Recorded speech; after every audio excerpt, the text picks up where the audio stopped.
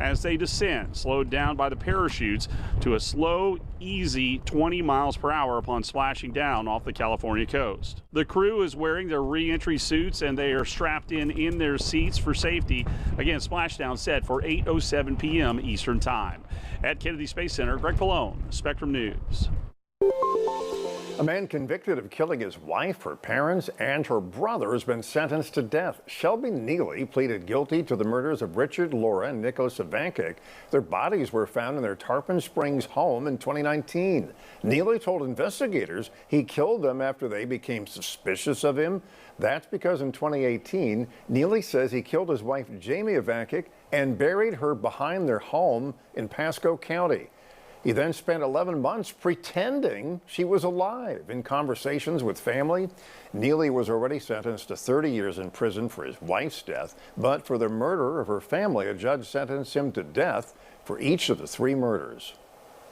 Project Focus, a local nonprofit that provides support services and programs to young adults with disabilities, is now reaching out to younger students with its Focus Day School.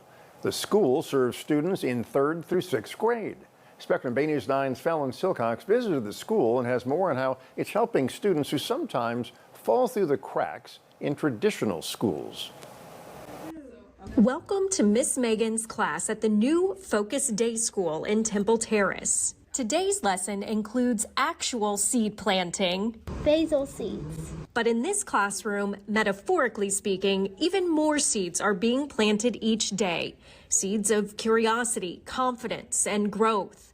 Focus Day School serves students with special needs like autism, learning disabilities, ADHD, speech or language delays, and intellectual disabilities. The population that we're serving here, they're kids who they're struggling in general education classrooms and they don't qualify for, the self-contained ESC classrooms. And so they're just floundering. And because of those budget cuts and those different things that are happening, our kids end up just getting lost. Elizabeth Radka is the head of schools. She says here, students find their place. The goal isn't to grow. Focus Day School will stay small to meet students' individual needs. It's been open since August, and Radka says it's a success. One student even said it's better than chicken nuggets, which meant a lot to her. She said my student always was either coming home crying from school on a daily basis, or she was crying and not wanting to go to school every day, and now she looks forward to coming every day. Students not only learn the basics, math, reading, and science, they also incorporate mental health and drama therapy. For example, creating stories through puppets. My name is Cheesy. It actually helps students in some of the areas they struggle with most in traditional school, communicating and socializing. Like with any of us, what we project out is usually what's going on inside, so it gives them a chance sometimes to work through some issues that they might be having. At Focus Day School, she says it's not just about students finding their voice, it's about them finally being heard. In Temple Terrace, I'm Fallon Silcox, Spectrum News. Well, the deadline to file your taxes is right around the corner, so the IRS is offering some extra help for those who haven't filed yet. The Tampa office is extending its hours on Saturday. The process, of course, can sometimes be complicated, but if it's any incentive, taxpayers who've already filed are seeing financial benefits this year. They're noticing either bigger tax refunds or paying less than they normally would. You've got the deductibility of car interest for the first time in many, many years. That's been a big one for certain people that bought cars in 2025. Then we're seeing, the no tax on tips, no tax on overtime has been a big one. But the key is filing on time by April the 15th. Otherwise, some of those savings could be wiped out by penalties. The Tampa IRS office will be open tomorrow from 9 a.m. to 4 p.m.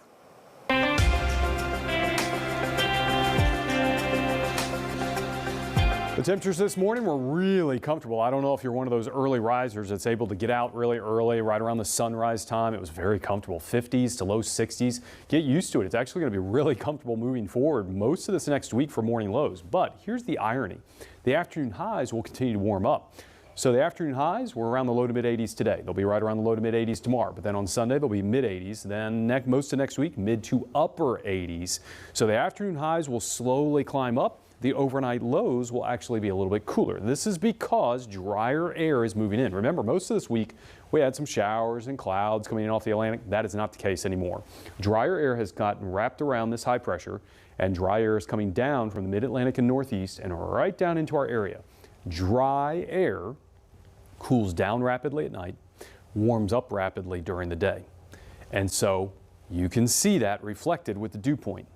See how low that dew point is. This is the difference between our summer pattern and our spring pattern. I've had a lot of people that I've talked to over the years about this. They'll say, well, gosh, you know, there's really not that much difference between a high of 88 in April and a high of 90 in the summer. True, temperature-wise, but not true humidity-wise. Massive difference humidity-wise. It's tons muggier in the summer, and that's why it can feel comfortable this time of year, because even though it gets warm, we tend to have very comfortable mornings and evenings. So only a few passing clouds in the afternoon for tomorrow.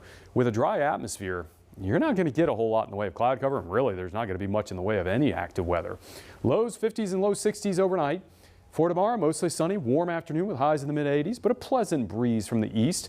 Again, like I said yesterday, the main storm system is actually out in the western U.S. coming in off the Pacific. Huge rains and snow coming into California. Very beneficial for them. Like us, they've been in drought conditions, so this is really, really helping to bring them out of the drought and giving their Sierra Nevada mountains massive snows in the spring, which is good because they kind of missed out on some of the heavier snows this winter. For us, unfortunately, we're headed in the opposite direction. It's going to be dry for a while. I'll talk about that in your 7-day in less than 10 minutes.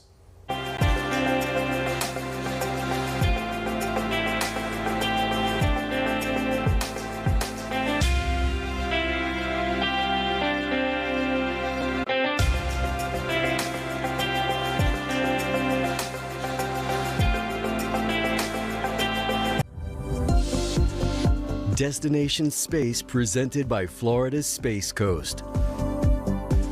It is an exciting day in America. Thank you so much for joining us from across Spectrum Networks. I'm Curtis McLeod. The Artemis II mission is almost wrapped up. The crew are on their final approach to Earth, expecting to splash down in the Pacific Ocean within the next half hour. It's been a historic 10 days to the moon and back, and we have been with you every step of the way. We have crews stationed on both the east and west coast this evening. Our Ryan Thompson is at Mission Watch Party in San Diego, where space fans have gathered there, and our Brian Bowes is at Johnson Space Center, where the mission directors have been controlling the spacecraft now from the ground these past 10 days. Let's head first, though, to Kennedy Space Center, where space expert Greg Pallone and dual certified meteorologist Zach Covey are standing by. Hey, guys.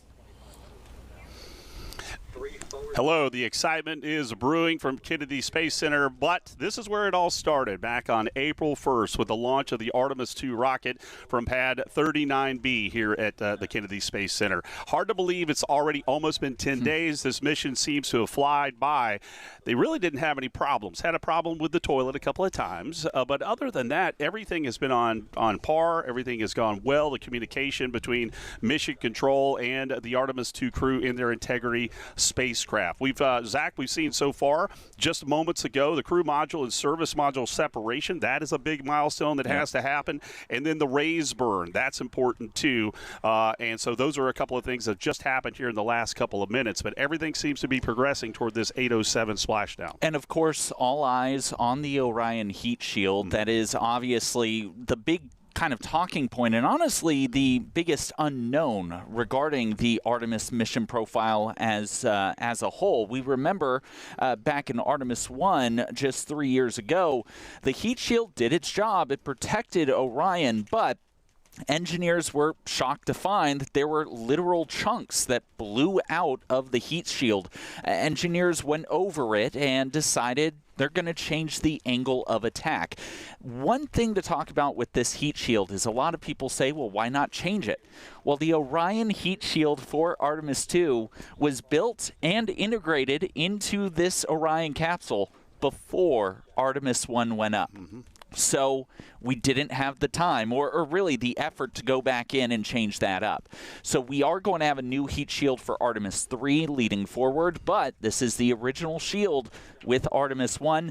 We'll see how the new trajectory handles. There's 4 big differences in the Artemis II as opposed to Artemis I. It's called the crew. Yep. That Artemis I was uncrewed, so it was a test. This still is a test flight to find out how Orion flies. This is the first time a crew has flown to space in the capsule and going around the moon. And when it's all said and done, they're going to be going around a little bit more than 690,000 miles on their almost 10-day journey. So this is absolutely incredible to see as NASA is getting people back to the moon. And eventually we'll have landings on the moon with future Artemis missions. And again, you had mentioned the heat shield. They have to withstand some 3,000 to 5,000 degrees as they're coming in hot, 25,000 miles an hour to be able to slow down for that soft water landing. And I actually have a couple of graphics that we can really demonstrate what this heat shield is going to go through. So let's see if we can take those graphics full. What you're going to notice on the first one is the Integrity capsule. That's what they named this Orion capsule, Integrity, moving in over the Indian Ocean, entering the Earth's atmosphere at 450,000 feet before it splashes down off the California coastline. Now, what you're looking at here, this is a graph of the Artemis I altitude range of how the capsule came in. We call it a essential skip. So it came down into the atmosphere, skipped up through the atmosphere, and then came back down, crashing to Earth. At one point, reaching an altitude of about 290,000 feet. That is a whole different profile from this year. This year, the flight not skipping as high, and this is kind of the change that the engineers said. They said, let's go ahead and do a steeper trajectory, not go as high into the atmosphere this time, and hopefully that will lead to a change in how the Orion heat shield will actually hold up throughout this trajectory. One big thing to note, during entry interface, that is when we will have a blackout between the astronauts on board the Orion capsule and also the mission control. 6 minutes. 6 minutes. 6 minutes to be exact. So we actually have a couple of...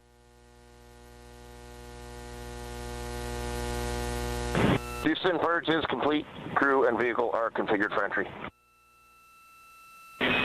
Houston copies. And we're in step 37, transferring nav state to BFS. All right, if you're listening in right now, we are waiting, standing in the ready for the Artemis II crew preparing to splash down back here on Earth.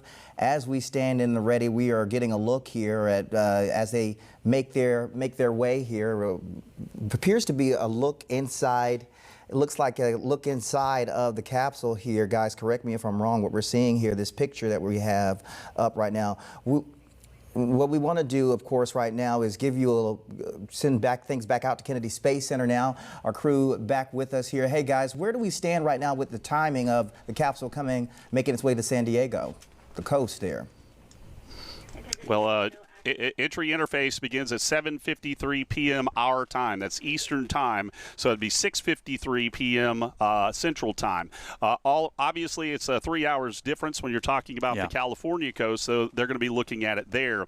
But that is the next major milestone with the splashdown happening at 8:07 as they're going to be going through the EI as it is. We do have some team coverage here, and we have a crew in San Diego. Yes, we do. So let's head on out to, the San Diego Air and Space Center right now and get a look at exactly what is going on there. That's where our colleague Ryan Thompson is reporting. What's the mood there, Ryan?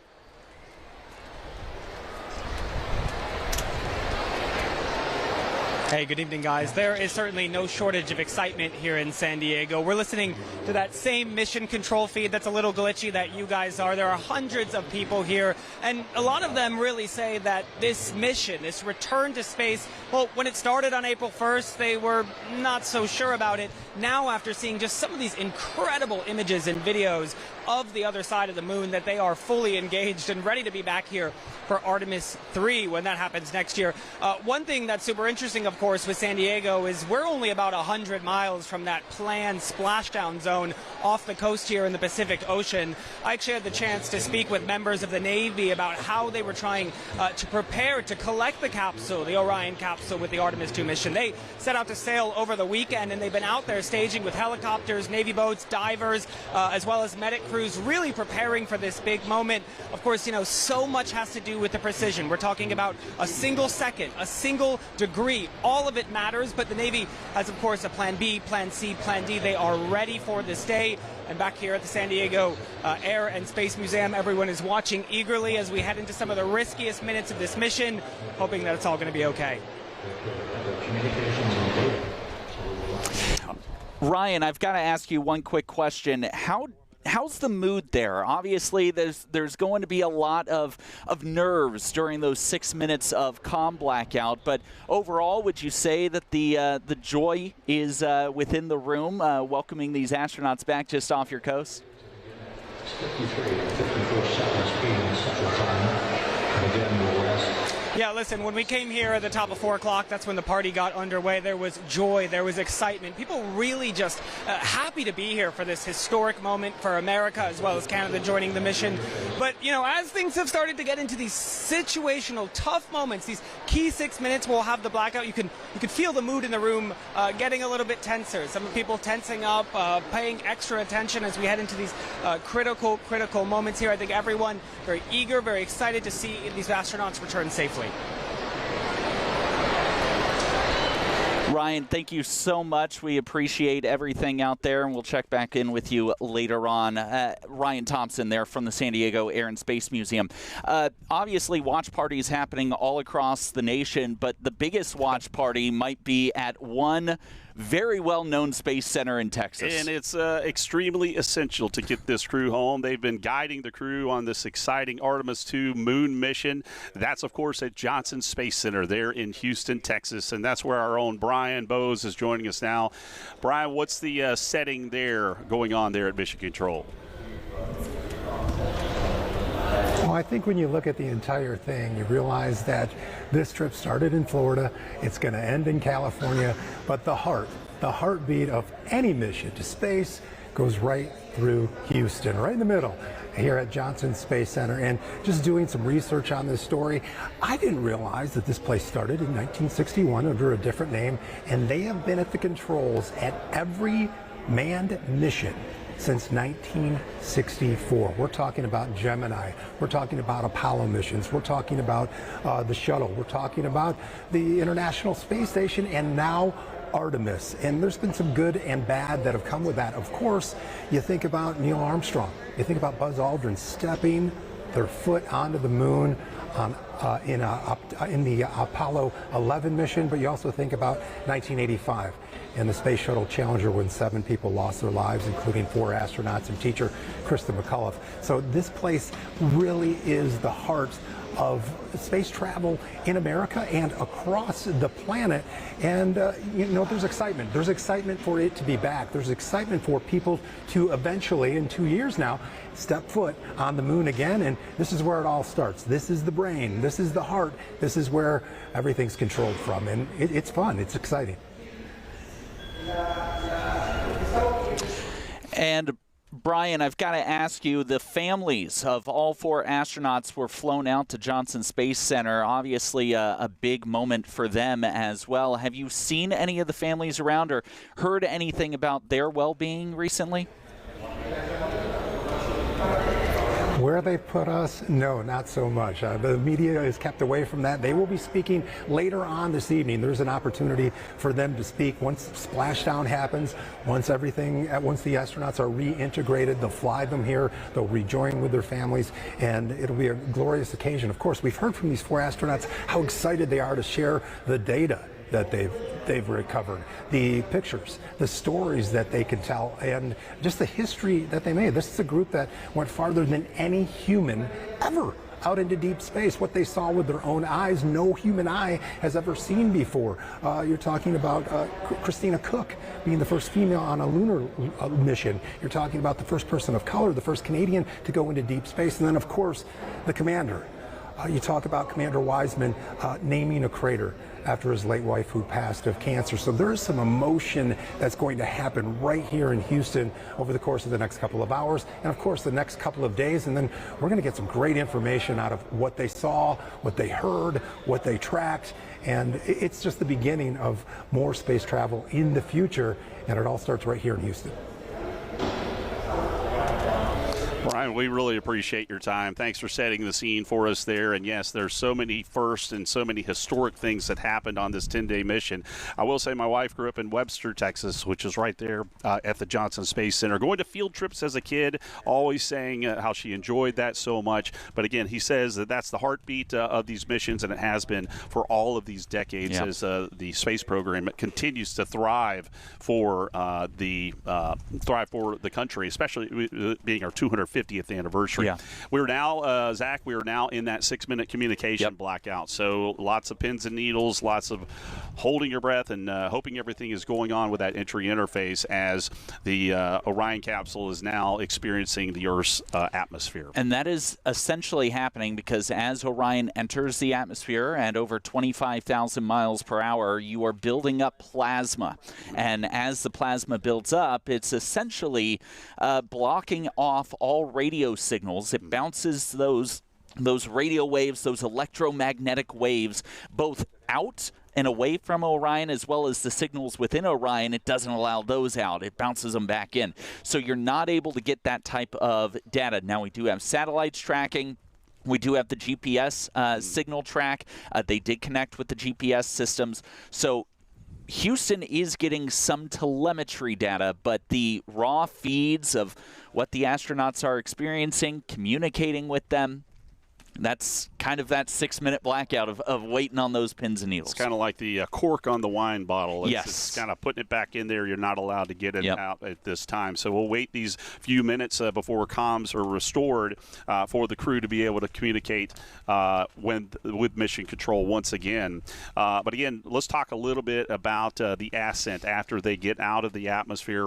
What will happen then? They'll be going down, slowing down. There's 11 parachutes that are going to be deployed as they do that, and they only need 2 of the big ones at the very end to be able to land safely. But you know, NASA, their middle name is redundant. Yes, 250,000 or 25,000, not 250,000, 25,000 miles per hour down to just 20. In fact, the official landing speed that NASA came out with today, 19. So we'll round it, but they are aiming for 19 miles per hour, splashing down on the water. They're hoping that it's upright. However, if for some reason it were to tilt the opposite way, they actually have inflatable airbags, which would then upright it. Then, once they shut down the Integrity Orion capsule, that'll take about 10 to 12 minutes after splashdown. Then, once the Integrity Orion capsule is completely shut down, the Navy will then go in. The Navy is about a mile away from the expected splashdown position. The Navy will go in. They'll deploy a massive inflatable right up against it. They call it the front porch. And that is where 4 Navy doctors, it is their job to treat the sick and wounded on Navy ships, will work alongside NASA's flight surgeon who will be on the ship in extracting and getting those first vital signs from the astronauts and then working on extracting them out onto the front porch. From there, they'll get hoisted up into a helicopter one by one. Those helicopters will take about a 10-minute journey back to the ship. They'll land, and then NASA's flight surgeon then takes over, removing the astronauts one by one, taking them to a med bay, which is right on the deck of the ship. It's not going to be inside. It'll be on the deck where they will continue a round of medical evaluations. Let's talk a little bit more about what you can expect with this reentry once the parachutes. Again, we have 11 parachutes. Three of them will jettison you mentioned the forward bay cover, that as well, and those drogue chutes as well. The main parachutes, again, only needing 2 of the 3 mains required to land land safely. So they expect the main parachutes to deploy fully open. It takes about 15 seconds, so not terribly long for that to happen. But again, you mentioned the destination, the ship, the USS John P. Murtha. That is a specialized ship for the Navy. It's an amphibious transport dock, and that means it's water. It works in water, and it works out there in the ocean, and it is uniquely equipped to handle this spacecraft recovery with the Orion. And again, once those astronauts get on board, they'll do the med checks and make sure everything is okay. And actually, we were discussing earlier today, it's going to take them about a couple of weeks. We may not hear from them for a while because they have to recover and to get back and their bodies used to Earth's gravity. They have not seen gravity in almost 10 days. They've been floating in their Orion spacecraft on their journey as they continued their mission. So a couple more things coming up. It's again, splashdown expected here in just a few minutes. And the speed has now slowed from 25,000 to 13,000 and falling quickly. They are now just 37 miles from the surface of the Earth. Just about 10-15 minutes ago, they were over 1,000 miles away. So it shows just how quickly Earth's gravity pulls and tugs any object in space into the atmosphere. Once you get into Earth's sphere of gravity and sphere of influence, we call it the SOE, it just pulls everything down. And the spacecraft now, again, 11,000 miles per hour, 34 miles right now, according to our GPS sensors. They will be home very soon, and we'll get those communications back and have that exchange between the crew and Mission Control. So on board, we have Reed, we have Victor, we have Christina, and we have Jeremy, and they have had an adventure on this. And we are going back to the moon on future missions, Artemis II and then Artemis III. The goal is to build a lunar base, and why do you do that? You want to have a jump-off point for deep space destinations like Mars. So you want to establish that presence on the moon. That's exactly why they're going. They were able to see things on the far side of the moon that we've never seen. They saw it with their human eyes, describing that to NASA. They'll give them even more detail once they return and talk with them, talk with the scientists, talk about the craters, talk about everything they're seeing, and seeing we've been seeing all that imagery they've been sending back. Absolutely fascinating, thousands upon thousands of pictures of a place that we really don't know a lot about, but we'll know soon. Yeah, and you bring up Artemis III and moving forward from there. Artemis III is a really interesting mission because that's next year. We're talking the middle part of next year. Now the mission profile has changed a bit, and we should honestly learn Artemis III's crew, I would assume, any day from now. I do want to pause real quick. If we could take the feed, I believe that we have received signal from the Integrity crew. Guidance looks good. No action for the enabled. So they have now made it through the 6 minutes of terror, people like to call it, because of the comms blackout. Voice communication. What is happening right now is the Orion spacecraft is still moving very, very fast, but now much slower than some of those more critical points in the atmosphere. So we are still not splashed down. That's going to be the safe point of the trajectory today. That's where we want to be, on the Earth's surface there in the water. But we have made it through, in my opinion, the most critical part of the atmosphere. Just hearing they just crossed 100,000 feet. They are almost home. A couple more things in the timeline. Once splashdown does occur at 8:07 p.m., the Integrity, the spacecraft, will power down about 15 minutes after that. The targeted extraction of the 4-member crew is for 9:06 p.m. Eastern time, and they'll arrive on the recovery ship. You mentioned that helicopter ride, Zach. It's not, doesn't take any time at all. It's going to be taking about 30 minutes or so once they arrive at the recovery ship. And the order that we were hearing earlier, considering who's going to be taken out of the capsule first it will be Christina. Christina, I believe. Christina, then and then Reed. Not Jeremy. Reed. I'm sorry, Jeremy. Jeremy, then, and then Victor, and then Reed at the very end. And I believe, if I'm not mistaken, that Reed and Jeremy are riding on the helicopter together. Correct. Christina and Victor on the other helicopter. Correct. So they'll still be a crew. They'll still be going there and having that. So that's pretty incredible right now. We're getting some great views right now. 50,000 feet. And that is a live view from one of the two NASA planes out there. We've got two very specialized planes that are meant to look look at upper level flight data. In fact, both of those planes were here just 10 days ago when Artemis II launched, just 4 miles down the road from us. And now they're on the West Coast, tracking the Orion capsule coming in. You can see a couple of little white flashes. Those would be the thrusters just reorienting, just making sure that it's leveling out. So when it splashes down, what you would see would be ultimately the nice, smooth, flat landing. And there go the drogues. The first series of parachutes, and we're on drogues. And Houston, we're visual 2 drogues. That is great. Now, drogue shoots will not be good enough to slow down the spacecraft to splash down, but it helps to bleed off extra airspeed on top of the atmosphere doing its work. Those will be cut off in a very short bit before the main parachutes deploy. Ride of a lifetime right here. Absolutely incredible. This is something you're going to hear them talk about forever. Oh, perfect descent rate according to flight dynamics. Forever and ever, amen. Absolutely incredible seeing this. We see the same on board. Those 2 drogues still slowing them down. Communication with the crew. And from this angle, you can now tell that Orion is below where this plane is. And last I saw, the plane was roughly around 40,000 feet. So there we go. We're now under 10,000.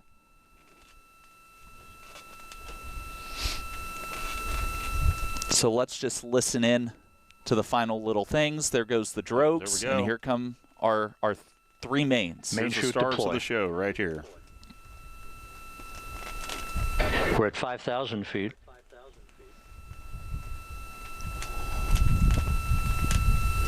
Search and recovery beacon has been activated on Integrity. That will help to provide an exact GPS coordinate for recovery. Good 3 main shoots, good reefing, good descent rate. And we see 3 good-looking parachutes.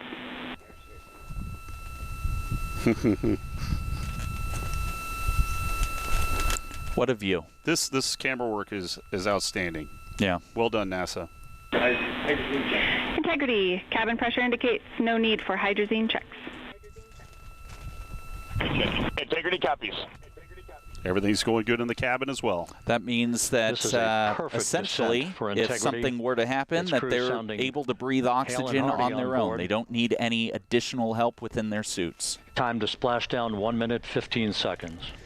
What's interesting in this black and white feed that you just saw there, that was a thermal feed. Did you see just how bright the Integrity capsule was, the Orion capsule? That was the heat of it just blasting through 450,000 miles of our atmosphere. 481 miles from its launch from the Kennedy Space Center back on April 1st, and a trip around the moon. History being made. We're going to let this happen on its own. Zach and I and our crew, we're going to step aside for now. Watch history, folks.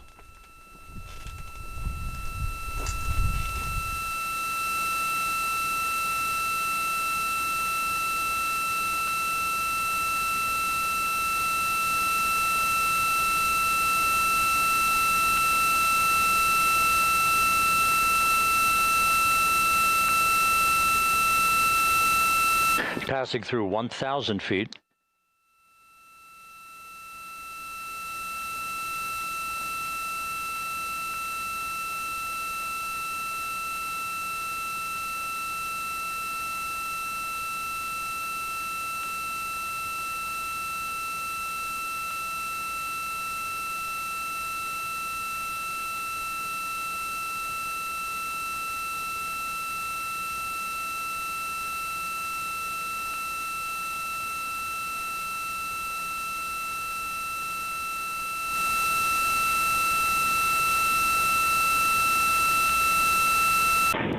Integrity, splashdown, sending post-landing command now.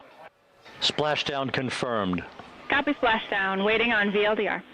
Splashdown confirmed at 7:07 p.m. Central Time, 5:07 p.m. Pacific Time. From the pages of Jules Verne to a modern-day mission to the moon, a new chapter of the exploration of our celestial neighbor is complete. Integrity's astronauts back on Earth.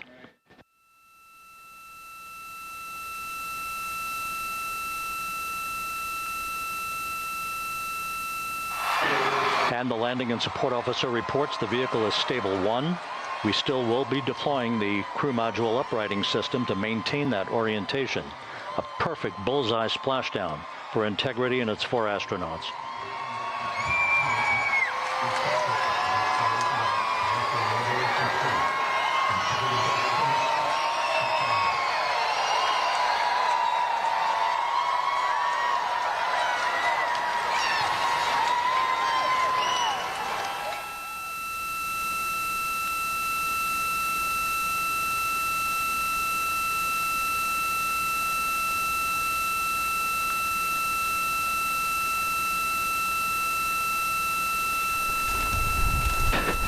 The unofficial splashdown time, right on time at 7:07 Houston time, Central Time, but Eastern Time, 8:07 p.m. The official splash time. They hit their mark.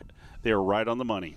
And this is a huge success for NASA. It's a huge success for that Orion heat shield. And the last time that this heat shield is being used, remember, we learned a lot from Artemis I's heat shield test, and then ultimately the failure of certain aspects of that heat shield. NASA developing a brand new heat shield for Artemis III.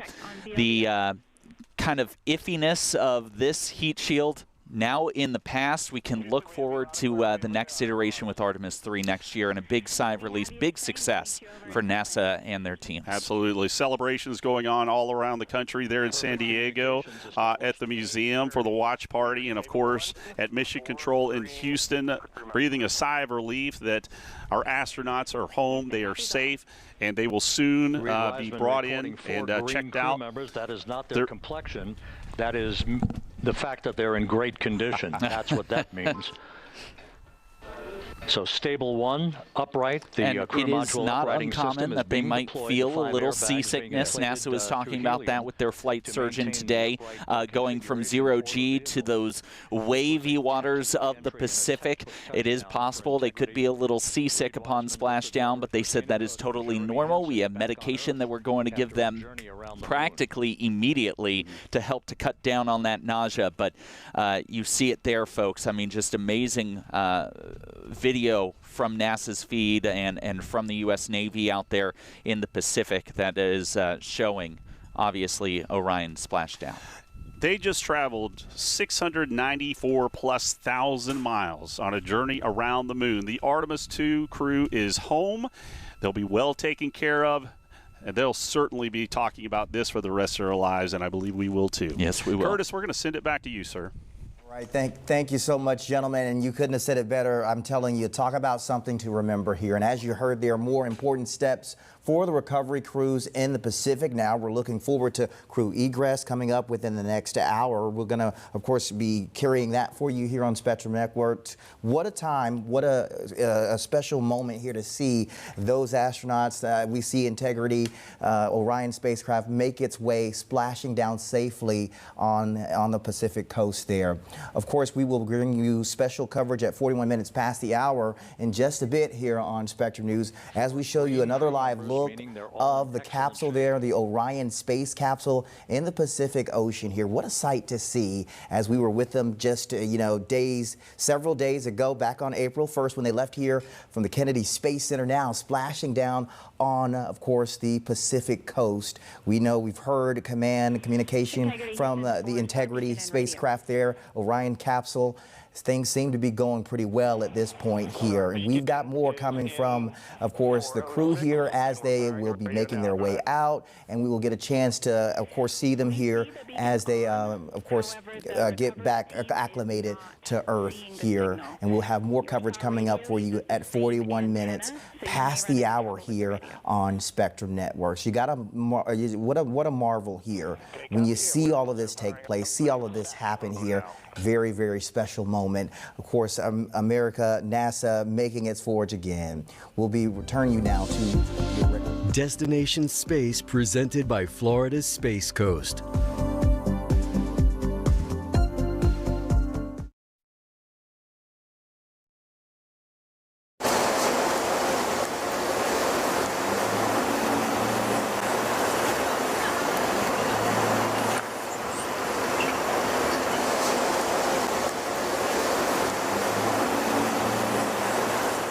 From D.C. to Tallahassee, elected officials are making decisions that affect our daily lives right here at home. These decisions happen every day, which is why Political Connections breaks down the biggest stories every weeknight, providing you real context and balanced analysis of the day's political news, giving you a better understanding of how the issues impact you and your local community. Join us for Political Connections weeknights at 7 and 11:30 on Spectrum Bay News 9, exclusively on Spectrum.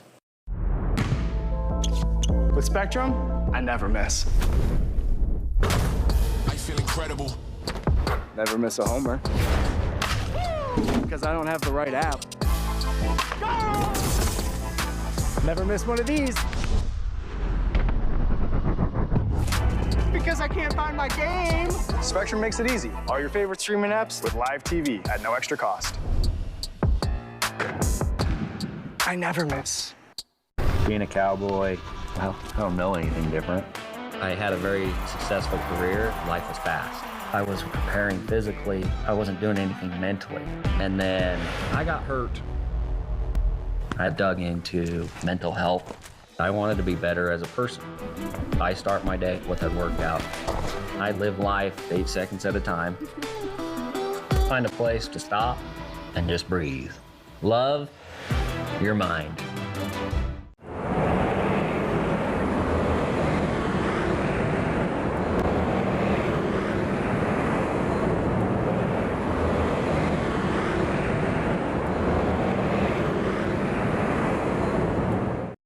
The previous portion of Spectrum Bay News 9 is brought to you by Morgan & Morgan, America's largest injury law firm. Here are your winning lottery numbers.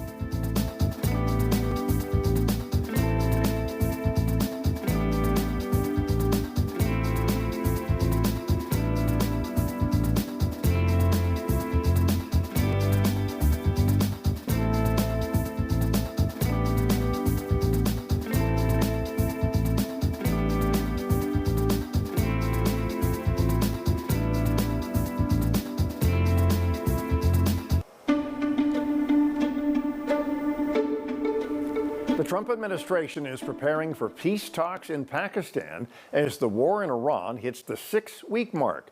President Donald Trump remains frustrated that Iran has not fully reopened the Strait of Hormuz, as new economic data shows inflation is starting to grow, in part because of rising oil prices since the war began. Our national political reporter Taylor Popolars has the latest now from the White House. On day 3 of the U.S. and Israel ceasefire with Iran, Vice President J.D. Vance headed to Pakistan, where peace talks will take place this weekend. As the President of the United States said, if the Iranians are willing to negotiate in good faith, we're certainly willing to extend the open hand. If they're going to try to play us, then they're going to find that the negotiating team is not that receptive. Vance said President Donald Trump gave him clear guidelines.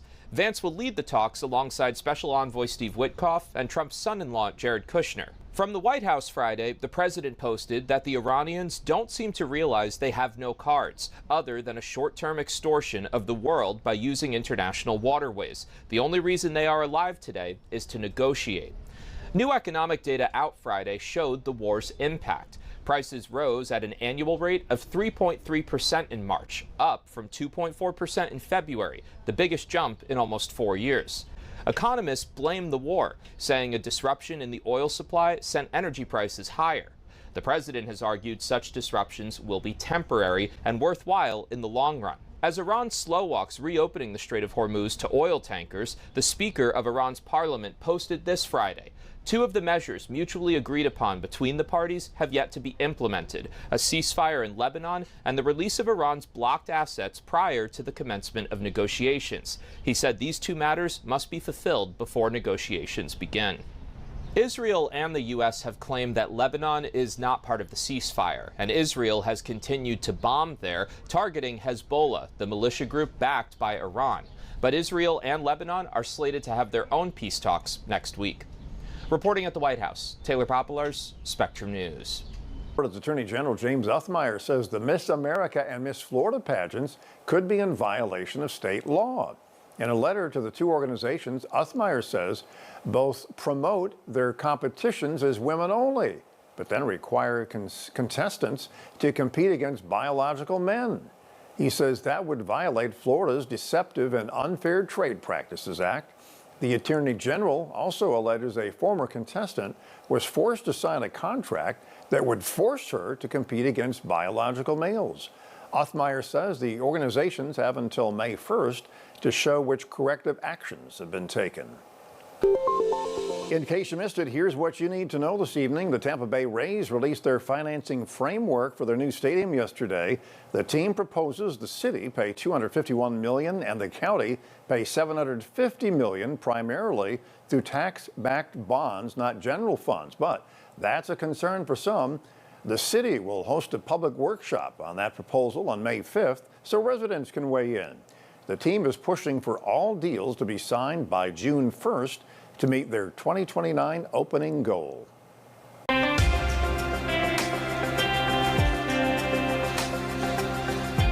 good Friday to you. Meteorologist Brian McClure made it to the weekend. We are going to see a dry, sunny weekend ahead, a classic April weekend. So if you want to go to the beach, want to get out on the boat, want to do any outdoor activities, you're going to have really nice conditions. There'll still be a noticeable east breeze, but not nearly as strong as it was all week long. So that should allow for even some decent boating conditions, which we'll talk about in just a bit. We are going to see warmer highs. Moving forward, our highs are going to be back up around the mid-80s almost every day, but the overnight lows will actually be cooler. We'll explain that in just a bit. Unfortunately, we're going to be dry for a while. I say that unfortunately. I use that term because even though, yes, we'll have a lot of nice weather, we really need rain since we're in drought conditions, and we are not going to get any time soon. Notice 0% chance of rain, not only this weekend, but all the way into early next week. So we will have an easterly breeze that will continue. A few patchy clouds will come across the state from time to time, but we are not going to see any rain chance. We are not going to see any, really any moisture at all coming at us, and I think we'll go to a almost purely sunny sky Sunday into Monday because the air mass will be so dry. The east wind that was with us the past couple of days, and actually past, 4 days, it was pretty strong, but it's dying down. Remember a couple days ago I showed you the yellow color that was on the map. Now it's pretty isolated out in the Atlantic and way to our south.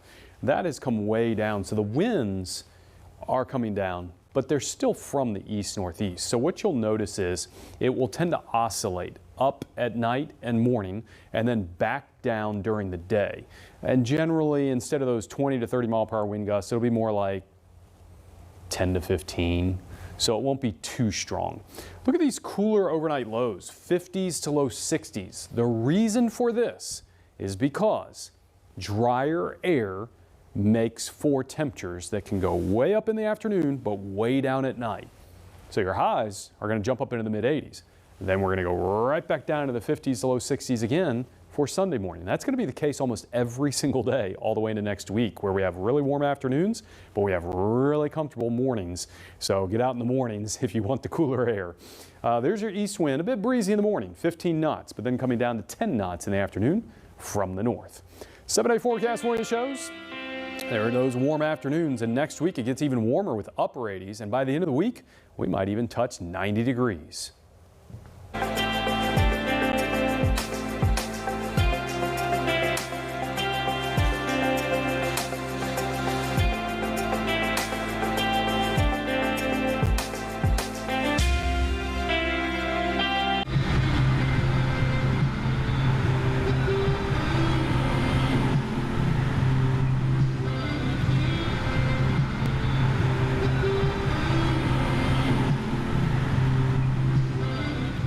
At Your Evening News, bringing you the stories that matter to the Tampa Bay community is our privilege.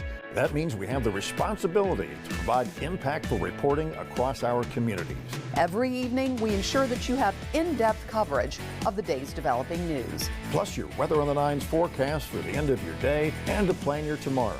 Join us for Your Evening News, weeknights starting at 5 on Spectrum Bay News 9. Available on all of your favorite devices, exclusively on Spectrum. Has anyone seen my keys? Spectrum can't help you find your keys, but they can help you find your IndyCar race. With Spectrum TV, it's easy to find exactly what you want. We are racing! Watch every NTT IndyCar Series race on Fox and stream on Fox 1. All your races, all in one place. Spectrum and Fox Sports. It's a no-brainer. This is so embarrassing.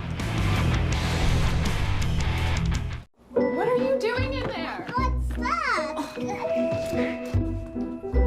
I wouldn't do that. What are you doing? What are you looking for?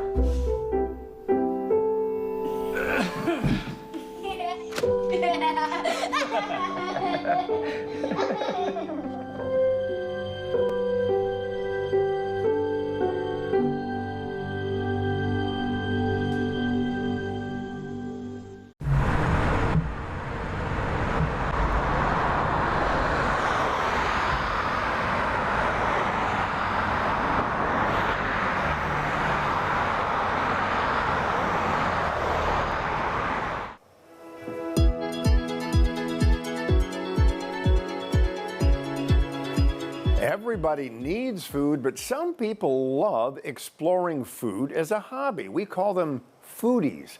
Now, this weekend is the Florida Foodies Fest. It's a two-day culinary festival in St. Pete. More than 100 vendors providing all kinds of different foods will be on hand. Our Jeff Van Sant went on the town to speak to one vendor who just 6 months ago started his own business selling crab cakes and mac and cheese. All right, well, what we're making is my crab cake. In the small kitchen of his food truck, Randall McDonald is living his dream. See that good lump? Making crab cakes and smoked Gouda, mac and cheese. Food is for the soul at the end of the day. It's even topped off with a secret sauce of his own making. It's a lot. I call it law sauce. Like, good Lord, it's so good. He runs the truck with the help of his fiancée, Shar Jackson. She's his muse. He had great food and he had great concepts, and so I just wanted to encourage him to do something for himself. My fiance loves crab cakes, and she was like, make me a crab cake one day. And I made it for her, and she was like, oh my gosh, this is so good, and we got to sell it. Char's the one that put the bug in Randall's ear to start his own business. It turned into Crab and Mac. We started out as a tent, like a tent that we are in like right now, and it worked. We just started selling crab cakes, smoked Gouda mac, and fried rice, lemonade. That was it. He doesn't want to spill the tea on what makes his crab cakes and mac so good, but he puts a lot of love and sweat into making the business thrive. The reason why I love it is because it's a taste of home, and it's also I love macaroni and cheese, and he has the best macaroni and cheese. McDonald's food truck will be one of many featured at the Florida Foodies Fest. Over 2 days, the culinary festival in St. Pete celebrates the wide variety of food you can find in the Bay Area. For McDonald, this is only the beginning. He's in a food truck now, but he hopes to establish a brick-and-mortar restaurant. This is the best crab cake either I had in a long time or I've had in my life. And check my reviews. He's confident folks will love what he is serving up. In St. Pete, Jeff Van Sant, Spectrum News. The family-friendly festival takes place Saturday from 11 a.m. to 7 p.m. and Sunday from 11 a.m. to 5 p.m. It's located off Gandy Boulevard in St. Pete in the parking lot of the historic Derby Lane, just west of the Gandy Bridge.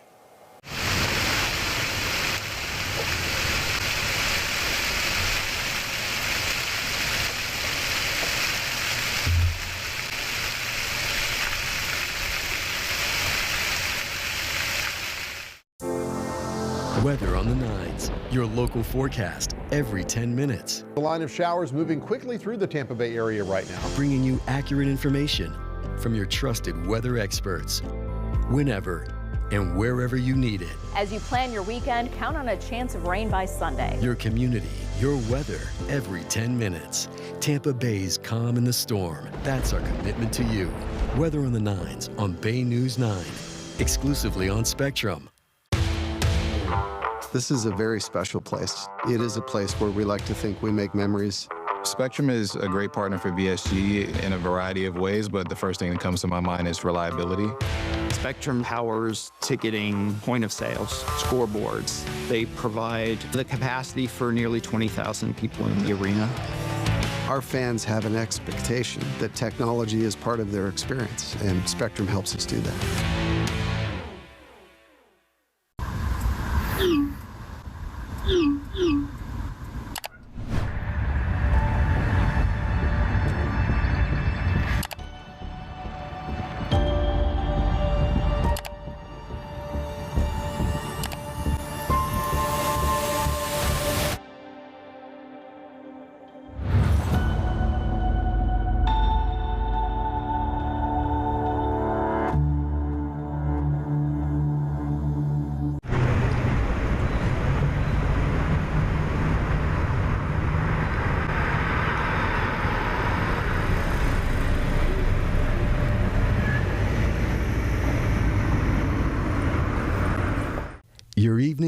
News, presented by Lexus. Experience amazing.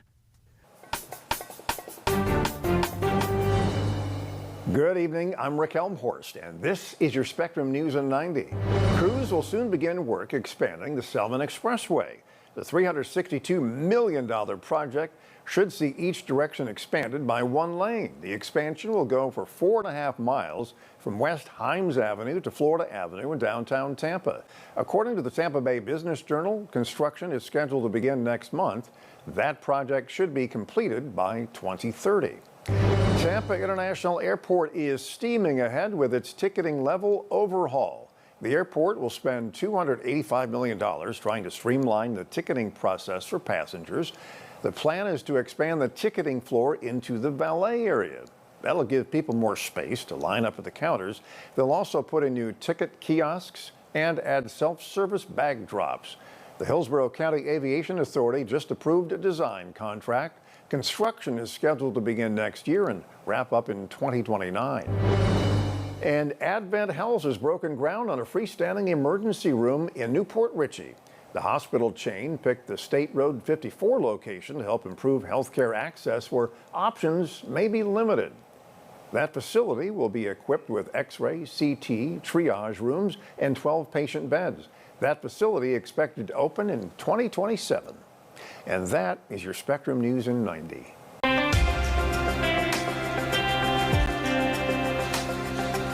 Really comfortable overnight lows. When you head out the door in the morning, we're talking about temperatures that are going to be all the way down to the 50s to low 60s, and get used to it. We're going to have comfortable overnight lows all the way into early next week. Mostly clear skies, nice breeze from the east. That breeze from the east that we had all the week, it's not as strong. So not as breezy, but yes, still with us. There you can see that east to northeast wind. If you're headed to the beach, beautiful weather with a high temperature right around the low 80s. The second largest air show in the country is back for another year and is expected to drive more revenue into Central Florida's economy. In Lakeland, local businesses are preparing for the annual Sun and Fun Aerospace Expo. Spectrum News reporter Alexis Jones spoke with one owner who's looking forward to a big increase in visitors. What's fun without some candy? Paul Loicano says that's exactly why he opened Pal's Candy Shop in downtown Lakeland. I wanted to build a place that will bring joy to people, and I think this place does. Loicano started bringing nostalgic sweet treats to the area a little over a year ago. Last April, he opened his doors just days before the kickoff of the Sun and Fun Aerospace Expo. So this year, he says, he's even more prepared to welcome new customers. Because with an inflow of people, I just want to have the candies that people like. Loicano says he's expecting much more foot traffic this time around, mostly due to a new partnership between Citrus Connection and Sun and Fun. Shuttle services will run every 25 minutes during the 6-day event, bringing visitors to popular spots across Lakeland, including downtown. Eric Crump, vice president of the Aerospace Center for Excellence, says the air show generates more than $60 million for Central Florida. Last year's event attracted about 210,000 visitors, the best turnout on record.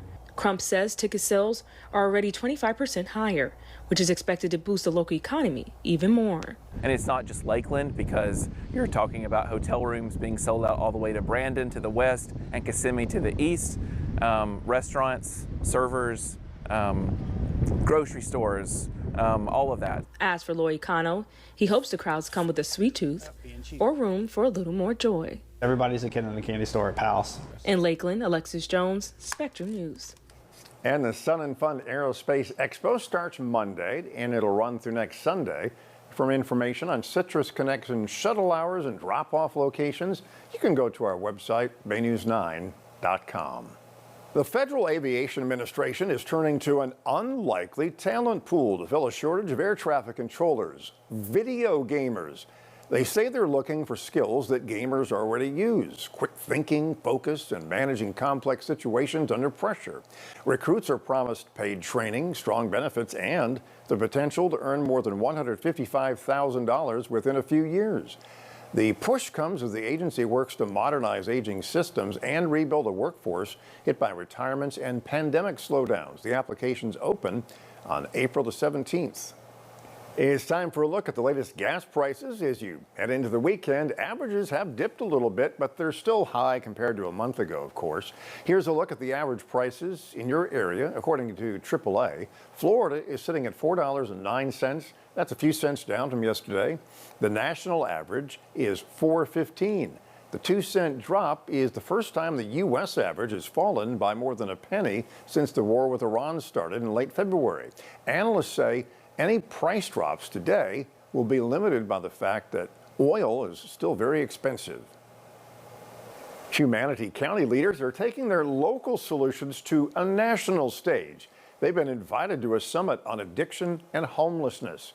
Commissioner Amanda Ballard and one of Manatee's case managers will be sharing their approach with leaders from across the country. Manatee is being recognized for programs like Under One Roof and the Fresh Start Initiative, both aimed at helping people get back on their feet. Excited about it. We're going to talk about some of the partnerships that we have, what we've been doing so far, how it's been working, and how it can potentially be replicated in other areas. I hope to learn more from experts around the country and bring back those connections, so when we have something come up in Manatee County, I can reach out and just gain knowledge and see things from a different lens. That White House summit runs from next Monday and Tuesday.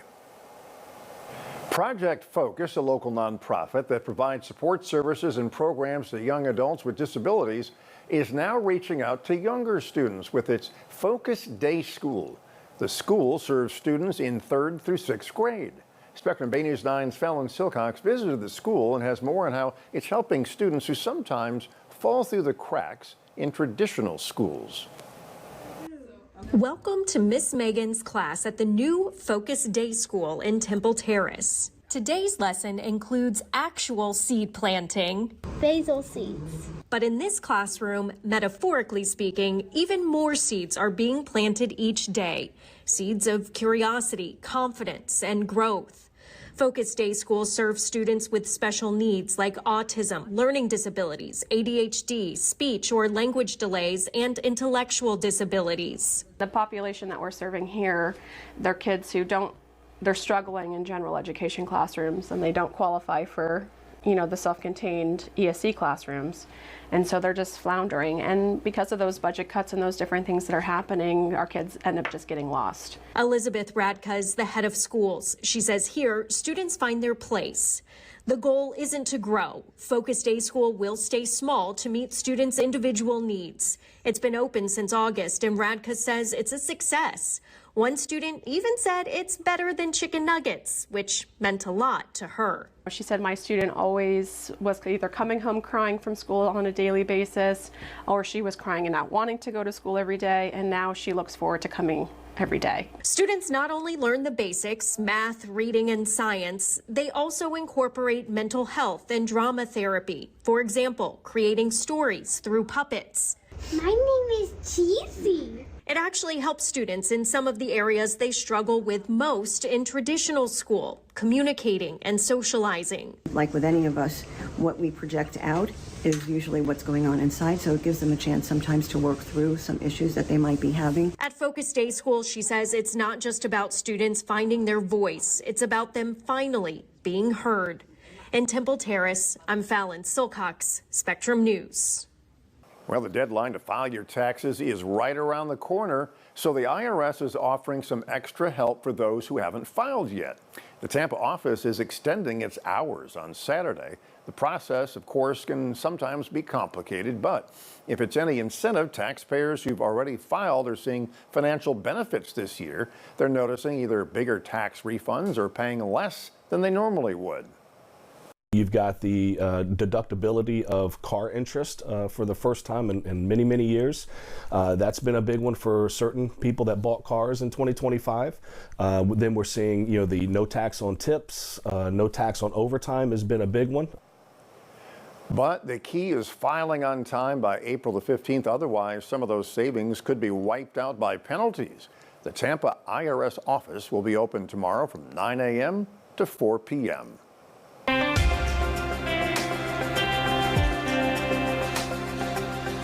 The temperatures this morning were really comfortable. I don't know if you're one of those early risers that's able to get out really early, right around the sunrise time. It was very comfortable, 50s to low 60s. Get used to it. It's actually going to be really comfortable moving forward most of this next week for morning lows. But here's the irony.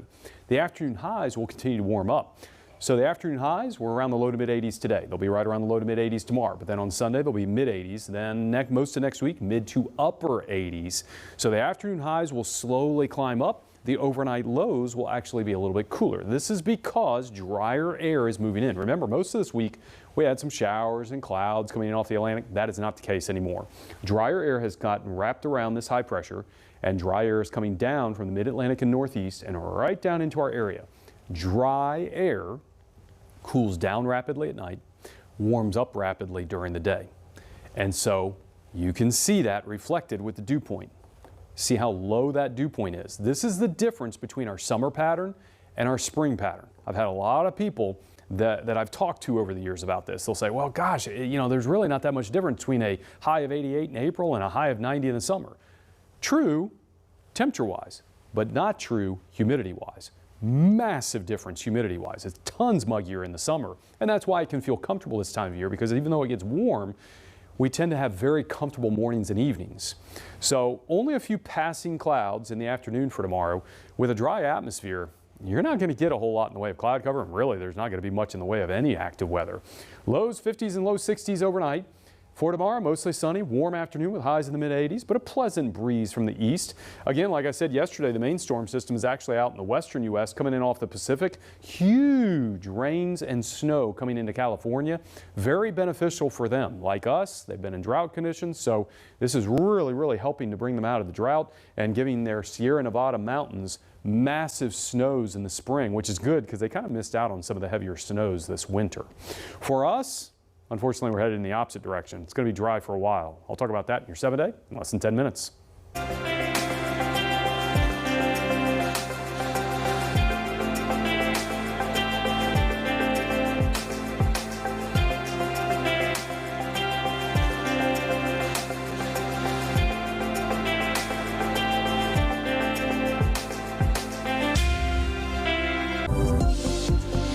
Destination Space presented by Florida's Space Coast.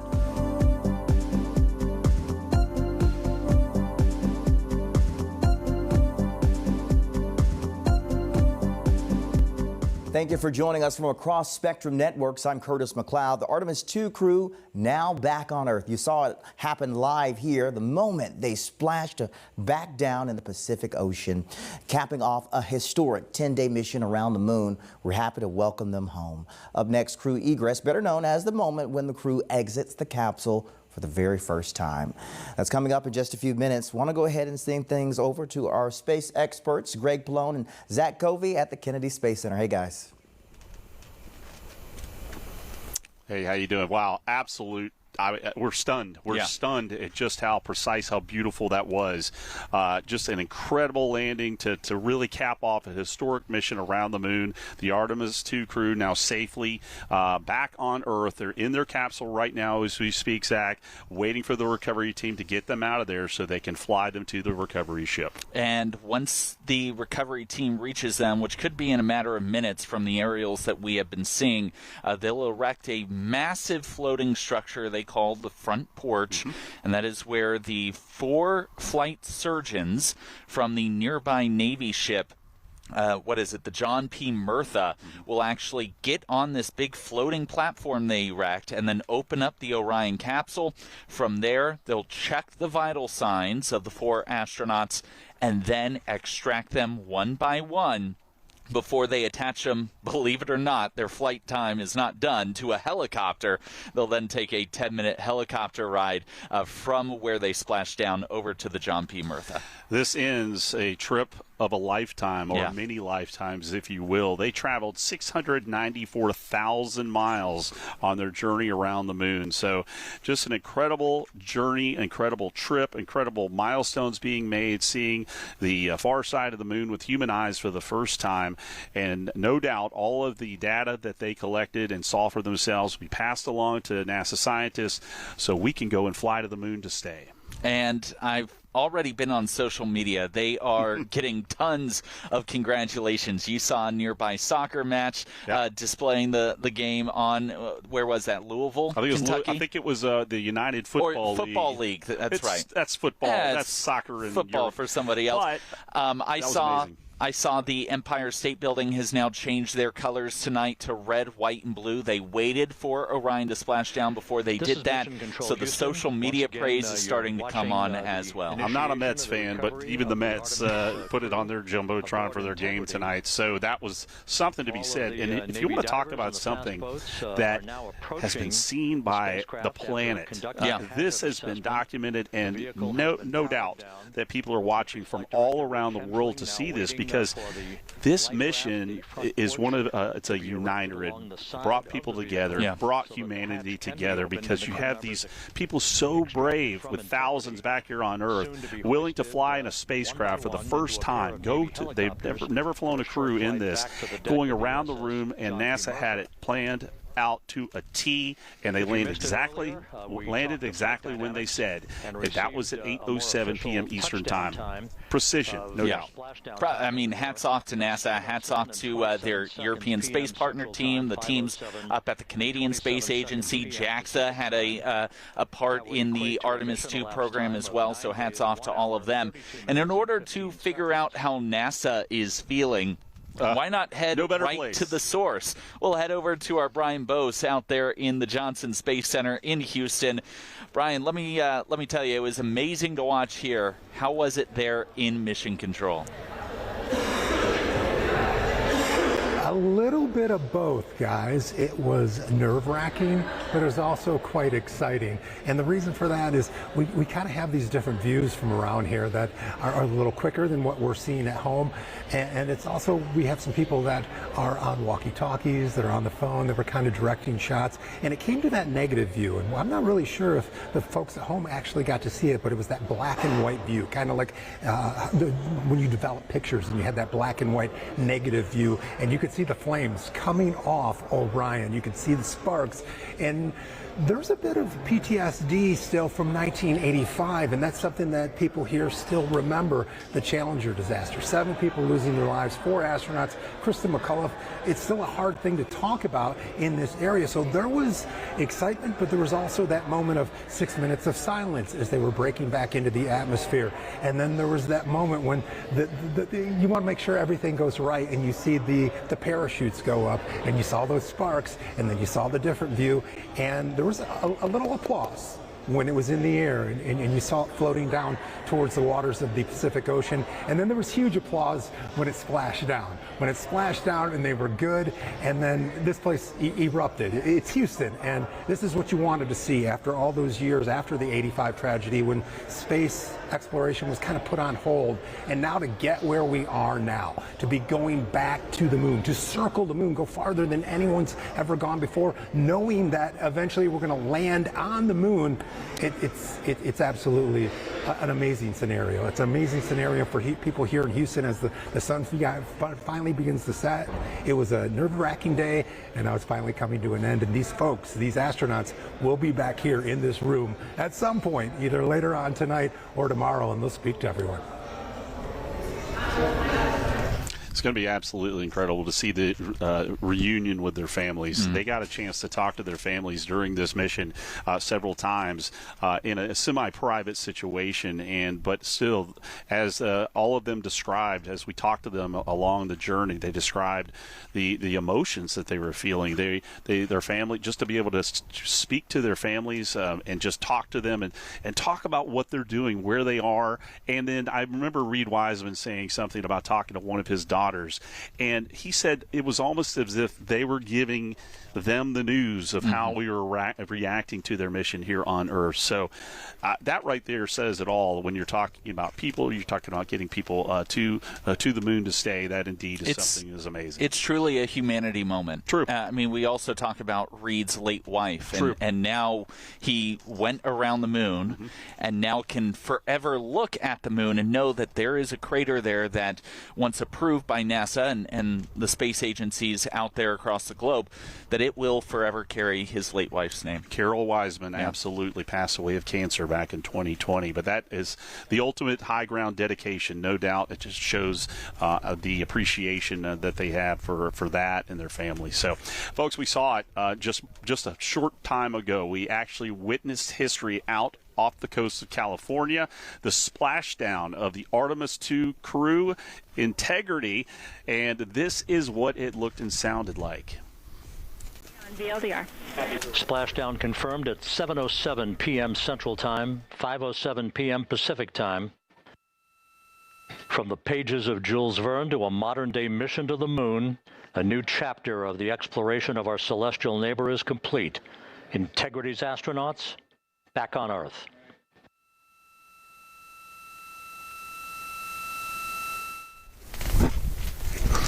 Live pictures now of the recovery team on the boat. They have approached the Integrity spacecraft.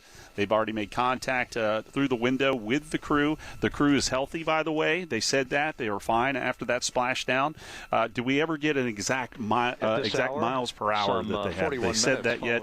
They were saying anywhere from 17 to 20 miles an hour, so we'll see how close. Yeah, we'll see exactly how close. What NASA said about an hour prior to splashdown was that it would be 19 precisely, and that's how NASA likes to do. They are precise on everything. And so far, with how this mission has gone, I can't imagine that it's not 19 miles per hour. It's probably 19.3. Exactly. The way they are. So we'll probably learn that from the post-splashdown press conference. But those live pictures that you see, the boats, the recovery team now getting there. The Zodiac closest to the Orion capsule is the first one that's going to make contact. They should be setting up the bridge with the bigger team right behind them, and that's going to be the inflatable bridge that gets put up called the front porch.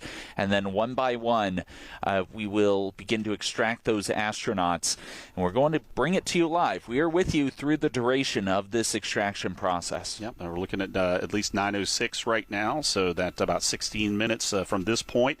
The front porch is just aptly named. They've gotten home. They're home. So why not make your first movement out of your spacecraft? Come to the front porch so the team can take that.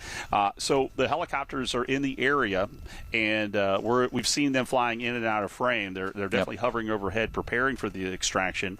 And what we're told by NASA is Christina Cook will get out first. She will be put on your front porch, if you will, and then hoisted up to the one helicopter. Next up, after she is taken out, will be Jeremy, and Jeremy will come out, the Canadian astronaut, on his first space flight. In fact, during the mission, Reed Wiseman called down, and this was something I've never heard. He called down to mission control, and I guess they have a patch for every astronaut that is within the Corps that has not flown to space, and it has the names on them. He called down to mission control a couple days ago and said, "Can you please black out Jeremy's name?"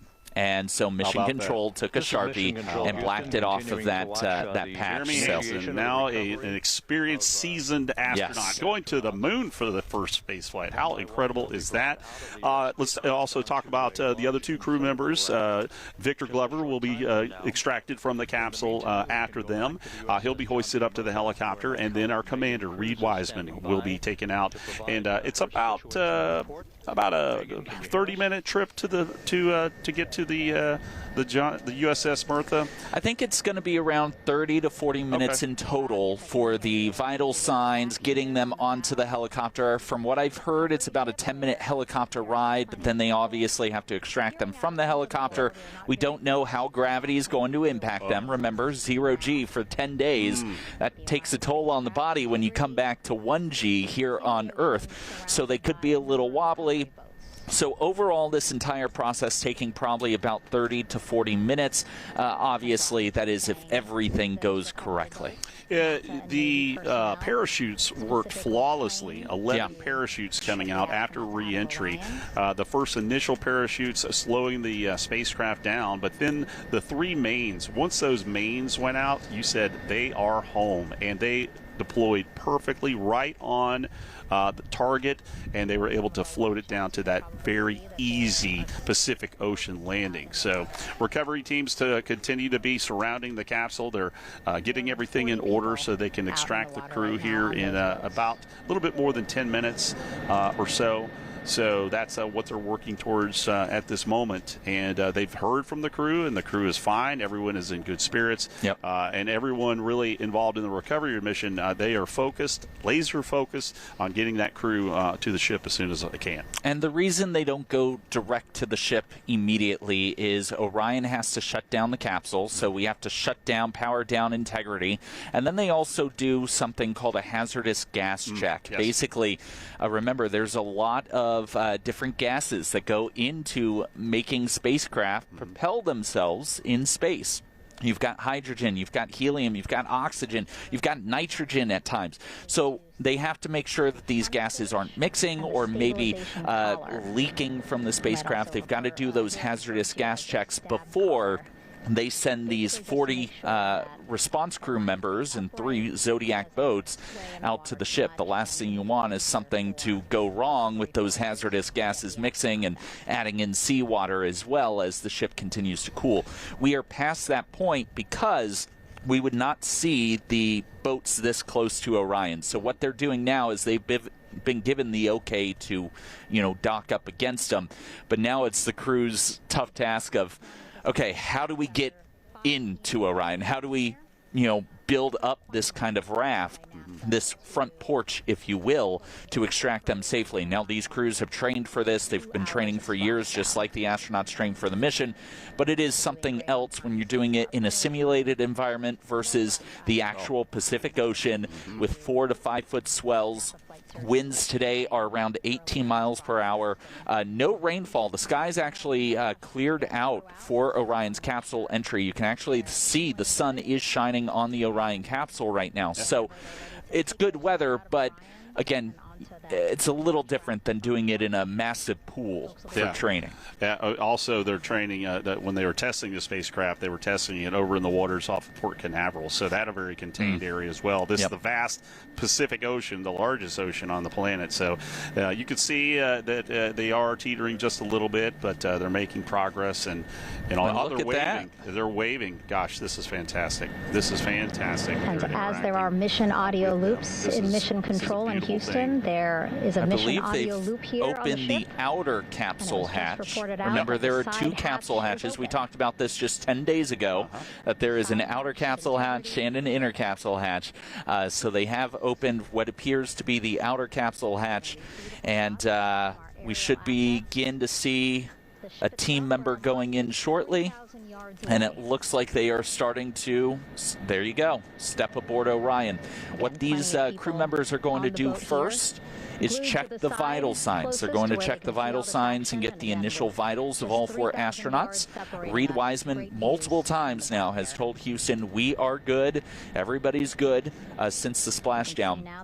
But the medical professionals, the 4 medical professionals stepping aboard are going to get the basic vital signs, blood pressure, temperature, stuff like that, just so they know a baseline of what they're working with each astronaut. So when they get back to the ship, each flight surgeon that is working with these astronauts knows how to properly treat them. And some Dramamine if they need it. It does look a little choppy out there. So, but you've got a tough group right here. And again, a tight-knit group. We were hearing from the crew along the way, especially toward the end of the mission, just how much of a bond they have now. They've been they were preparing for this as a crew for 3 years. The moment finally came. They launched from right here at the Kennedy Space Center back on April 1st. And then this mission now concluding with that splashdown after traveling more than 690,000 miles around the moon to get all of that data, take all of that imagery of a place we want to go back to and stay. That is NASA's mantra now, building a moon base and being able to jump off to Mars and other deep space destinations. But it all starts with this. You have to start somewhere. And we're going to hear in the coming days the successes and maybe some other issues they may have had on this that we don't know about yet. But again, this is a test. This is because they want things to happen so it doesn't happen in the future. But the really bold thing about this, flying crew in a spacecraft that has never flown to space, absolutely incredible. That has not happened since the first space shuttle. Yeah, they had not flown the first space shuttle. Bob Crippen and John Young, the commander and the pilot, getting on there, an unproven machine that had never flown before. That, of course, was a success, as this one was for Artemis II. So we've come a long way since Mercury, Gemini, Apollo, the Skylab, Space Station, and now Artemis II. And of course, we've got other crewed launches happening commercially, going to the International Space Station. It's a busy place right now. It's a busy place. It's a place that certainly is in demand, and NASA sees that, and they're proving themselves every day, and every day of this mission as well. I mean, case in point, while we were in between live hits, we saw a booster go by for an upcoming Falcon 9 Heavy mission, the center course. So you say it's a busy place. It truly is. We watched one just drive by us not even an hour ago.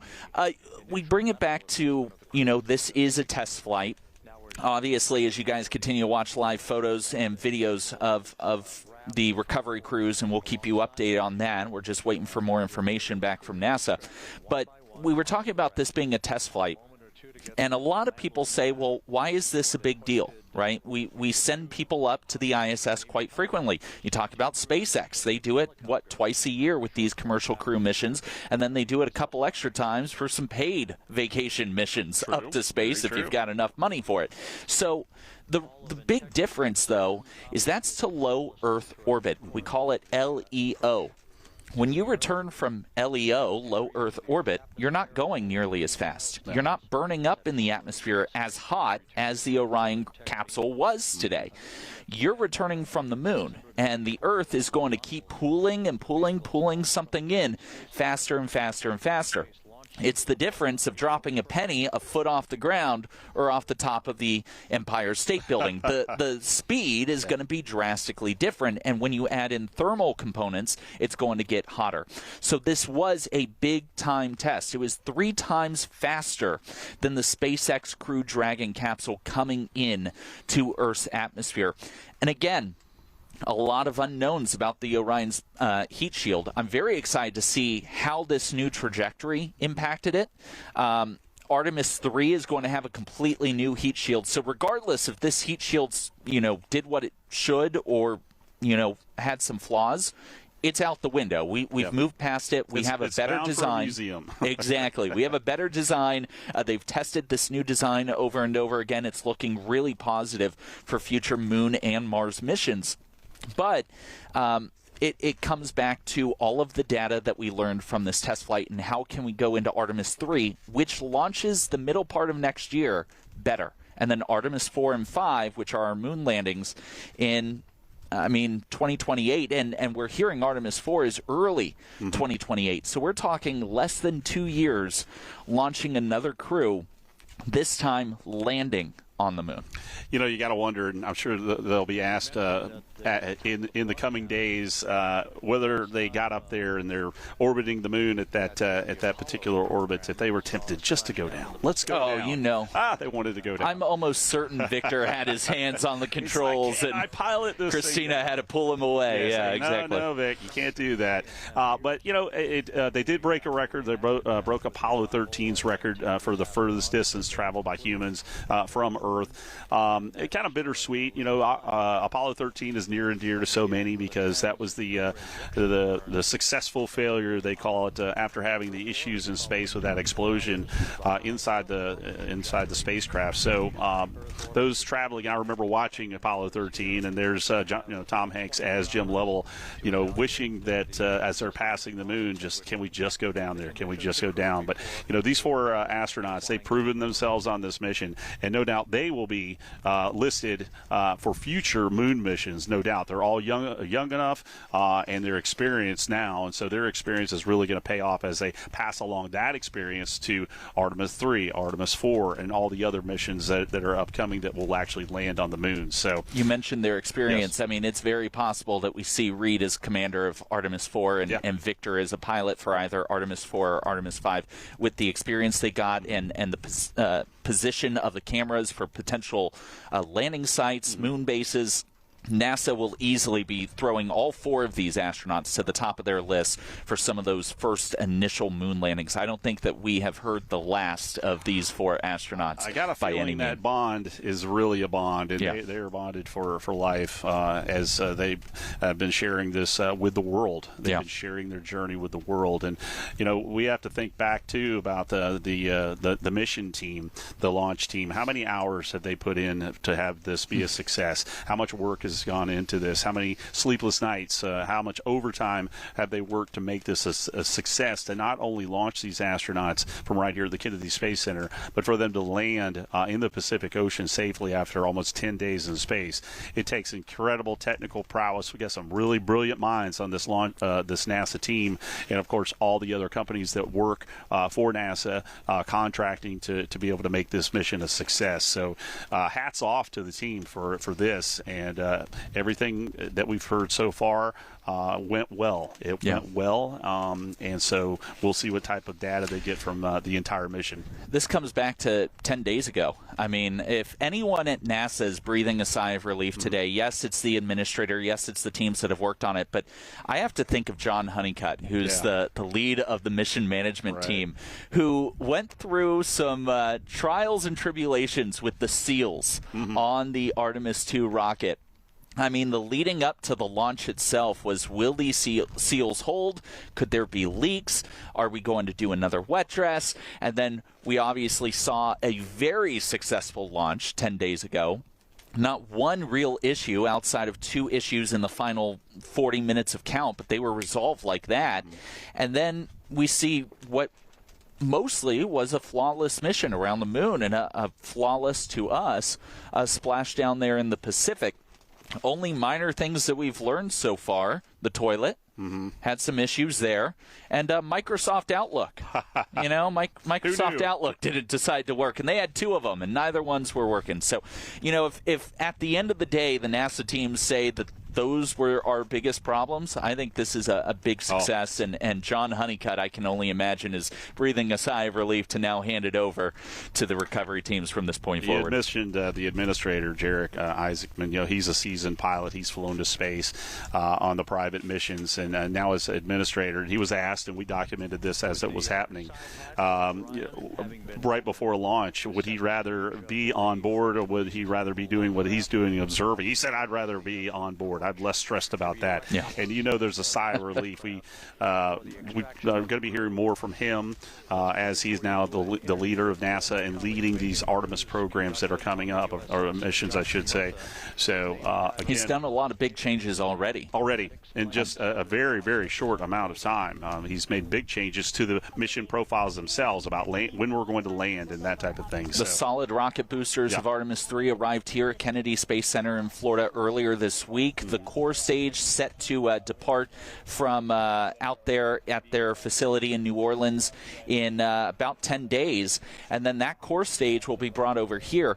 And from what we heard from Jared earlier this week is that the mobile launcher is about to roll back. They actually rolled the crawler out there, and that the mobile launcher had minimal damage compared to what they suspected, and that was a huge change because Artemis I really decimated that launcher. They had to do a lot of repairs. For those of you that don't know what the mobile launcher is, it's the entire structure that rolls the entire rocket out of the building to the launch pad. So when it launches, you can imagine standing underneath a rocket's going to create a lot of debris. They're saying they had minimal effort on, or minimal things that they're going to need to fix. We could be talking starting to stack the Artemis III rocket as early as this summer. That is an accelerated timeline compared to Artemis I to Artemis II. If you compare this cadence with the space shuttle program, that obviously was conceived in the 70s, and the very first one flew back in 1981. They expected these shuttles to fly every week. They said, we're going to fly every week. Well, they realized they were dealing with the most complicated machine ever built. And sadly, comes with that, you have trials and tribulations, you have technical issues and all that. So they flew for 30 years and averaged probably about once a year. and every once in a while you might see 2. But this is much, much different. I mean, it feels different. We've talked about this, and, just this mission and going through it, for those of us who don't recall the Apollo missions because either we weren't here or we were too young. That's me. Okay. Well, don't overstate the obvious here, okay? But as far as that, you can feel it. You can feel the excitement as there's something that we're looking forward to. Now that this mission is complete, the cadence is going to ramp up, and we could be on the moon in just a couple of years. Well, again, we're talking 2 moon landings. That's what Jared wants by 2028. That would be early 2028 and supposedly mid to late 2028. They're unsure on exactly where that would fall. But again, in theory, we're talking 2 moon landings in roughly 2 years. And with that second moon landing, they want to start building the structure of the moon base. So, yes, we would return from the moon on that second moon landing, but we would be leaving behind pieces to begin building our base. And this all stems from Artemis III next year, which will start to test the moon landers. So we're going to notice how Blue Origin's lander will work. Obviously, SpaceX has been doing a lot of work out in Texas. How does their Starship handle lunar landings as well? We'll potentially start seeing Starship launch here very shortly at Kennedy Space Center. So the cadence across the entire Artemis program, it's not just NASA, but their partners with Blue Origin and their partners with SpaceX for the actual lunar landers themselves are really going to be picking up this year. So even though, yes, the Artemis II mission is coming to a close right now, really the start of this new U.S. space race with China to get back to the moon is in full swing. And we're going to continue to see more launches like this later on this year and really heading into next year and 2028 as well. This really embraces NASA's mission. When the space shuttle was announced, the space shuttle was going to be retiring, and it retired in 2011. I got a lot of calls from people, family and friends across the country. Greg, what are you going to do now that NASA's shutting down? I mean, we've talked about this before, but NASA was not shutting down. NASA had a new vision, a new way to go. So they decided to leave low Earth orbit to commercial space and let them go to deep space. And here we are, after an almost 10-day mission, going back to the moon for the first time since 1972. It was an incredible event that happened here just a short time ago out in the Pacific Ocean off the coast of San Diego, California. Artemis II and their 4-member crew landing for a splashdown. Check it out. Houston Integrity, splashdown, sending post-landing command now. Splashdown confirmed. Copy splashdown, waiting on VLDR. Splashdown confirmed at 7:07 p.m. Central Time, 5:07 p.m. Pacific Time. From the pages of Jules Verne to a modern-day mission to the moon, a new chapter of the exploration of our celestial neighbor is complete. Integrity's astronauts back on Earth.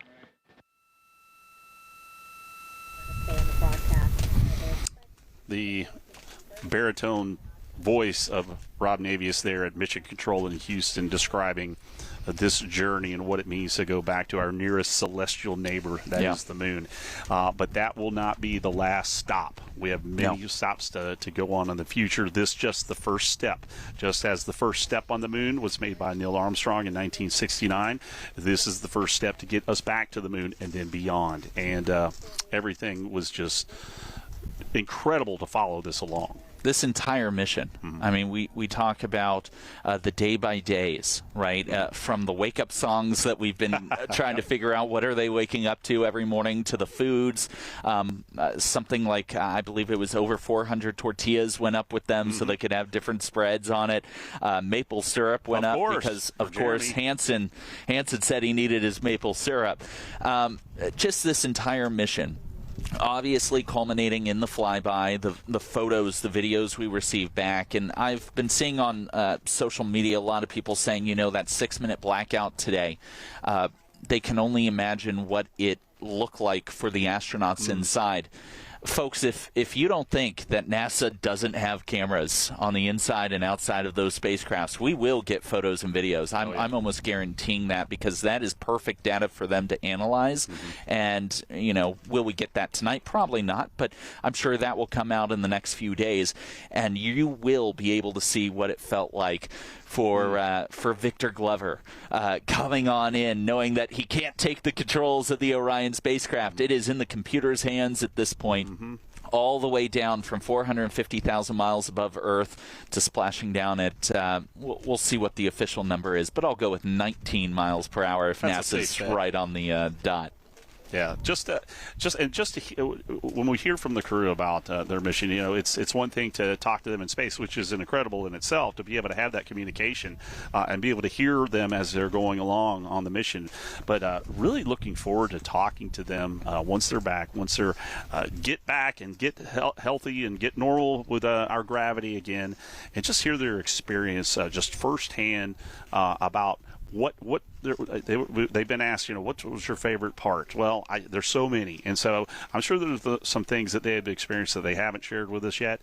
So just looking forward to that, and also looking forward to hearing from the mission team, because you know, like you said, John Honeycutt put his heart and soul into this along with the others. So just to hear from them and to hear the gratification and you know, what they were going through as we were nearing the end of the mission, and again, something that they knew it would be a finite amount of time, just a little under 10 days or so. But just to hear those fine details and get dive right into their experience of this, because they experienced it with their own eyes. Yeah. They were there. And we'll hear from some of those mission members later on tonight. We will be with you live from coast to coast, from New York to Pasadena, right? From Texas to St. Louis. We're going to be with you carrying the live press conference. We've got Lori Glaze, Acting Associate Administrator of NASA's Exploration Systems Mission Directorate. We've got Howard Hugh from NASA's Orion Project, Sean Quinn, Manager of NASA's Exploration Ground Systems, and more coming up to talk to us later on today. Big mission day for NASA, and this is going to be a really good press conference. That is slated right now for 10:30 Eastern. So that would be 7:30 Pacific. We will be with you carrying that press conference live, and you'll get to hear exactly how NASA is feeling right after this historic mission. And then, yes, in the coming day or so, we'll probably hear from the astronauts themselves as well as their families. We've been told that they will likely be able to talk with their families as well in front of the media. So very curious to see how the family dynamic is, because when the astronauts are up there, each family is actually assigned a NASA astronaut as a liaison. It's a very testing and trying time. They can rely on these NASA astronauts that have some history, that have some knowledge as to what their you know, husband or wife, what their father or mother may be going through. They can kind of rely on that astronaut liaison, if you will.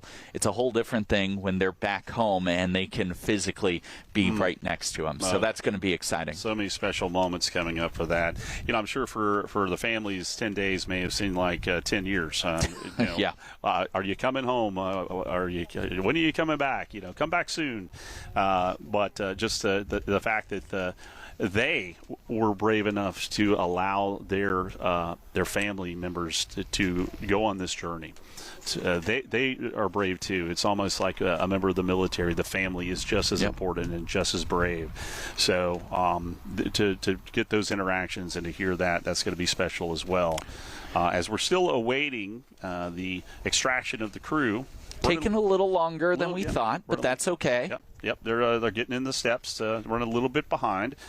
But you never know. Maybe inside, Reed, Christina, Victor, and Jeremy are saying, you know, I'm kind of comfortable right now. I really don't want to leave my spacecraft that took me on this historic mission. So that could be their thought right now. But you can see, again, the boats surrounding the Orion capsule. And I believe, I don't want to say for certain, but we do know that 2 crew members from U.S. Navy's surgical team essentially went into Artemis there to check the vitals of the astronauts. I believe they are still on there because in the foreground you see a boat there that only has 2 crew members. They disappeared. As well as the pilots. So where are those other 2? So I'm going to assume they are still in the capsule taking the vital signs, doing the first initial medical assessment. And again, that is important because the actual NASA flight surgeon and the actual NASA medical team is on the ship just about a mile away, the John P. Murtha ship. And they have a full suite medical bay set up on the deck of the ship. So once the helicopter lands with the astronauts, it will then become NASA's priority of taking them over with NASA's flight surgeon. And because we have that U.S. Navy medical team in there right now, once they arrive on the ship, the NASA medical team already has all the vitals, already knows what their symptoms may be. Are they feeling any nausea? Do they feel any pain in their legs or arms? Because again, you're getting back to 1G, which doesn't feel a lot for us, but for them, they've been 0G for 10 days. It does take a toll on your body. So the NASA team will already have everything ready to go on the ship once they get those astronauts out. And in fact, you see some U.S. Navy divers. What they are doing is adding that protective barrier around the Orion capsule. This is actually for future help of the John P. Murtha, because the John P. Murtha ship will actually ultimately bring the Orion capsule back in. So that is also going to help to drag it back into the ship down the line. It's also part of what we call the front porch. So they'll actually be able to step out onto that floating capsule, and that's where the helicopters will pick up the 4 astronauts before the John P. Murtha then turns towards the Orion Integrity capsule there and pulls it in. Certainly have come a long way from the early days of the space program where the astronauts would splash down and then they'd get wet. Yes, yes. And, they already had been up on their mission as dry as can be, maybe sweating a little bit, getting out there and getting wet and potentially cold waters. Welcome back to Earth, a hot shower. The Pacific is certainly cold compared to the Atlantic. Yeah, that is the fact. And I know you know that. Yes. Because of what you do, your profession. So, again, what we're waiting on now is the crew to be taken out of the capsule. And as Zach said, they'll be led to the ship and get checked out medically and go from there. And one thing I just want to say, because you mentioned my profession, meteorologist by trade, space nerd by choice. As a meteorologist and someone that loves to do space coverage here at Spectrum News, it brings a lot of joy to my heart personally, and I know a lot of meteorologists around the country have been saying the same sentiment, that the country feels reinvigorated again in space, in science, and it is great to see this growth of conversation about science and technology and the public discourse that is happening in this country. And I feel like it happened because of this Artemis mission. You saw a lot of people on social media paying attention to what is going on. I've seen a lot of people tweeting NASA saying, what am I going to do every day from this point forward? I've been checking your feeds every single day. NASA responding back saying, just stay tuned. We've got even more coverage coming up in the next several years. So it warms my heart to see that we are finally hitting a point in this country where we are able to talk about science and really bring everybody together. That's an exciting feat. I talked during our coverage over the last 10 days about this mission being the appetizer. Yeah. And I do believe that dinner and the buffet will be served very soon when we land on the moon. And you're right, I'm getting it as well. The zest for space. I was seeing even on social media like people are just, this is like watching the Big Brother overnight feeds or something like that. You want to see everything. You're getting to witness history, the entire planet. If you have access to it, you're able to see and witness history together. And that's a bond too. That brings people together. And I do believe that's what this mission has done and the future missions will as well. Yeah. Because last time we landed on the moon was in 1972, and so that's been a long time, long overdue. A lot of people ask me, they may ask you this too, why have we not been to the moon in 54 years. Well, NASA, as we've said, decided to move toward building a space station in low Earth orbit. They built the space shuttle to be able to cargo and ferry all types of equipment and eventually people up to the International Space Station and create that as the jumping point. And you had mentioned also when Jarek Isaacman took over, he decided that we were going to go and land on the moon. Let's not go to a space station that's around the moon. Let's just go down. Let's just go. And I think that has really streamlined things extremely. So that is something that is as well. But now we went back. Went back. We are back. We're going to go back, and we're going to stay, and that's going to be in the next coming years, which really is an exciting time to be alive and to get to this zest and this excitement for space and space travel. Home planet. And now all eyes on Artemis III. Hopefully, we're learning of the astronaut class for that mission coming up very, very soon. You have to imagine that's coming up very shortly as well. So I don't think we're going to be done talking about Artemis in the next month. I think we're going to be hearing a lot of new interesting stuff coming out from NASA with regards to next year's Artemis mission in just a few short weeks. We had a very special moment that happened about an hour and 20 minutes or so ago. That was the splashdown of the Artemis II crew. If you weren't able to see it for yourself first time, now's your chance. Take a look. Houston Integrity splashdown, sending post-landing command now. Splashdown confirmed. Copy splashdown, waiting on VLDR. Splashdown confirmed at 7:07 p.m. Central Time, 5:07 p.m. Pacific Time. From the pages of Jules Verne to a modern-day mission to the moon, a new chapter of the exploration of our celestial neighbor is complete. Integrity's astronauts back on Earth.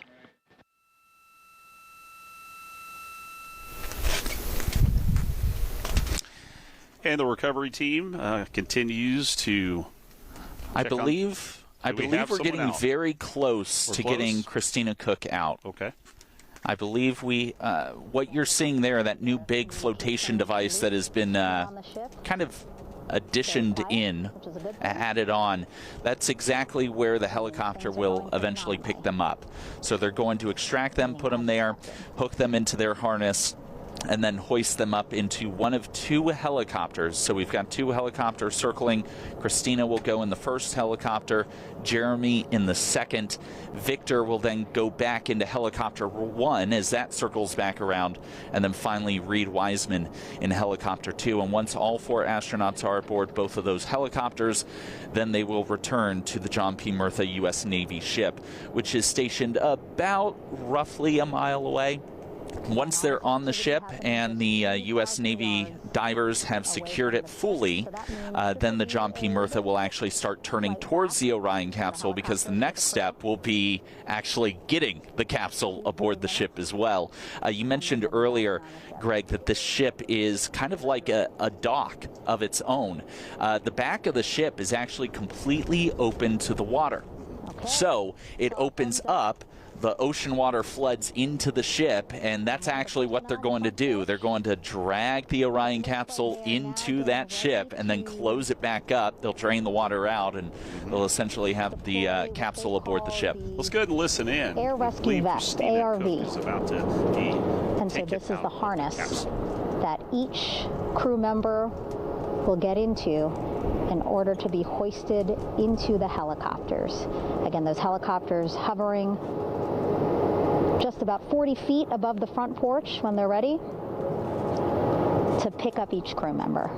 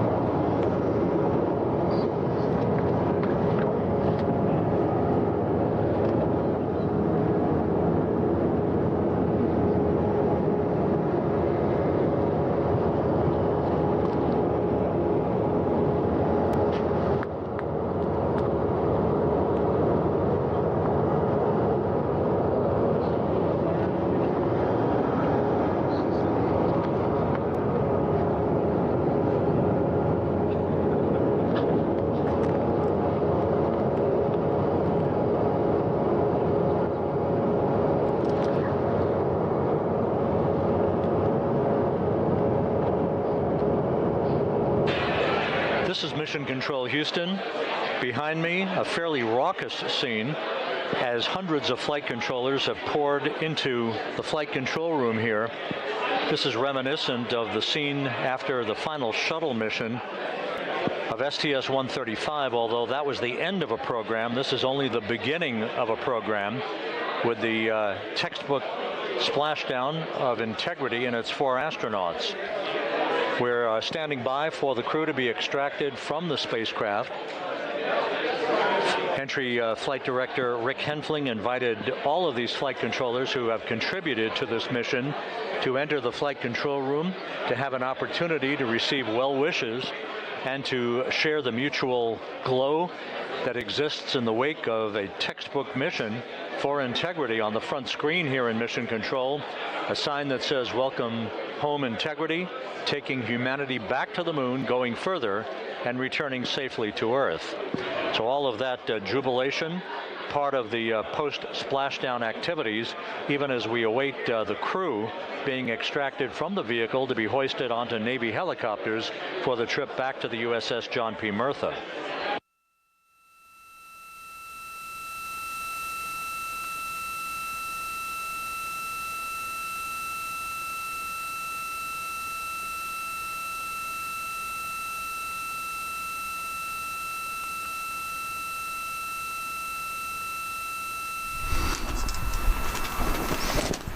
We are looking at the team that will be bringing the astronauts outside of their Integrity capsule. They landed at 8:07 p.m. Eastern and have been in the capsule since. Those recovery boats, Zach, full of the team and the divers that will help. And once as we again, said, here in Christina Mission Control, will this come out view first. of the Artemis Oh, wow. flight Look at control that room, view. Oh, my known as goodness. the white And you flight just heard control Mission room. This is the Control old Houston shuttle talking flight about control this. room. A lot of those And people now that you the see, home of yes, Artemis working the Artemis mission, now done with science, now done with control. But you also have a lot of people that worked on the final space shuttle mission coming in to witness the start of the Artemis mission program. Crew remains in excellent shape. Reed has radioed Houston multiple times, informing them that the crew is in good shape.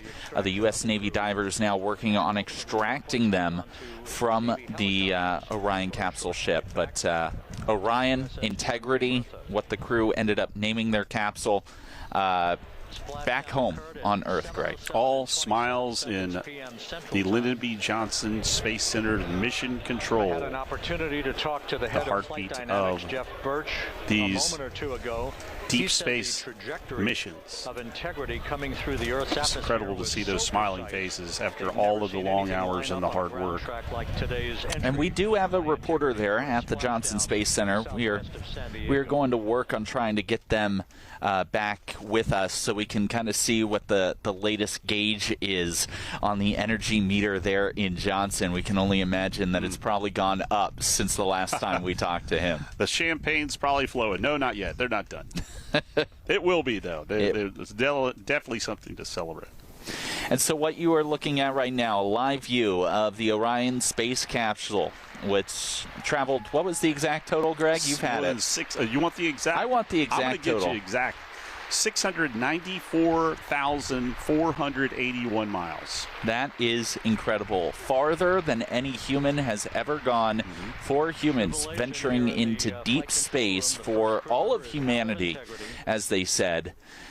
And we now have officially Christina Cook out. You can see her right there, standing on the front porch, surrounded by a team of U.S. Navy divers. She is being attached to a hoist, which, or a harness, I should say, and then a hoist will attach to the harness, hoisting her up to a U.S. Navy helicopter hovering right above the surface of the water, set to bring her in. But Christina Cook, now officially out.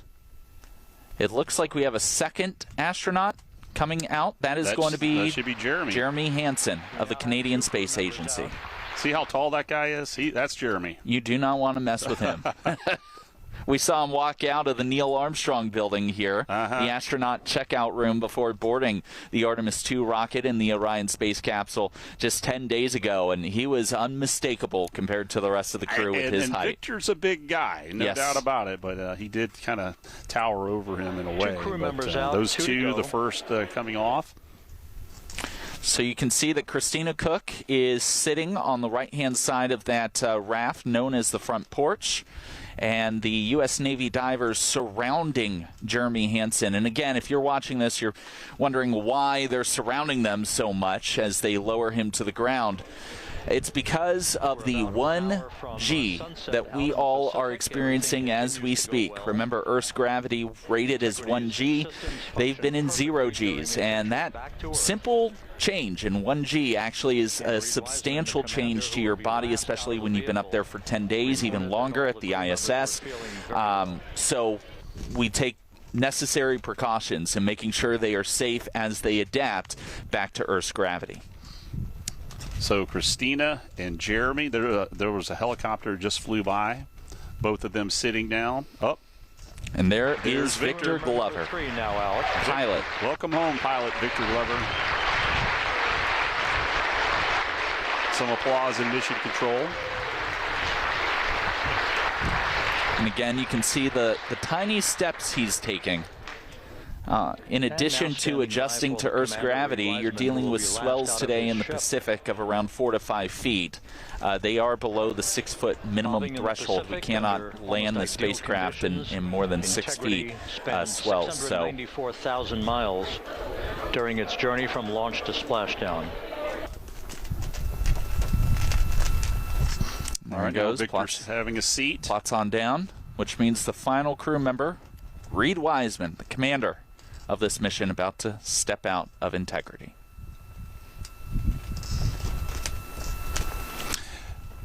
Probably a little bittersweet for them. I don't think they wanted to come home. I think they were very happy up there. it was a torn kind of thing. They want to see their families, their friends, who they relate to on a day-to-day basis down here. But, you know, you could tell the tight-knitness of this group that has been training for quite literally 3 years together over there in Texas, coming to KSC multiple times for training. All 4 crew members now out of Integrity.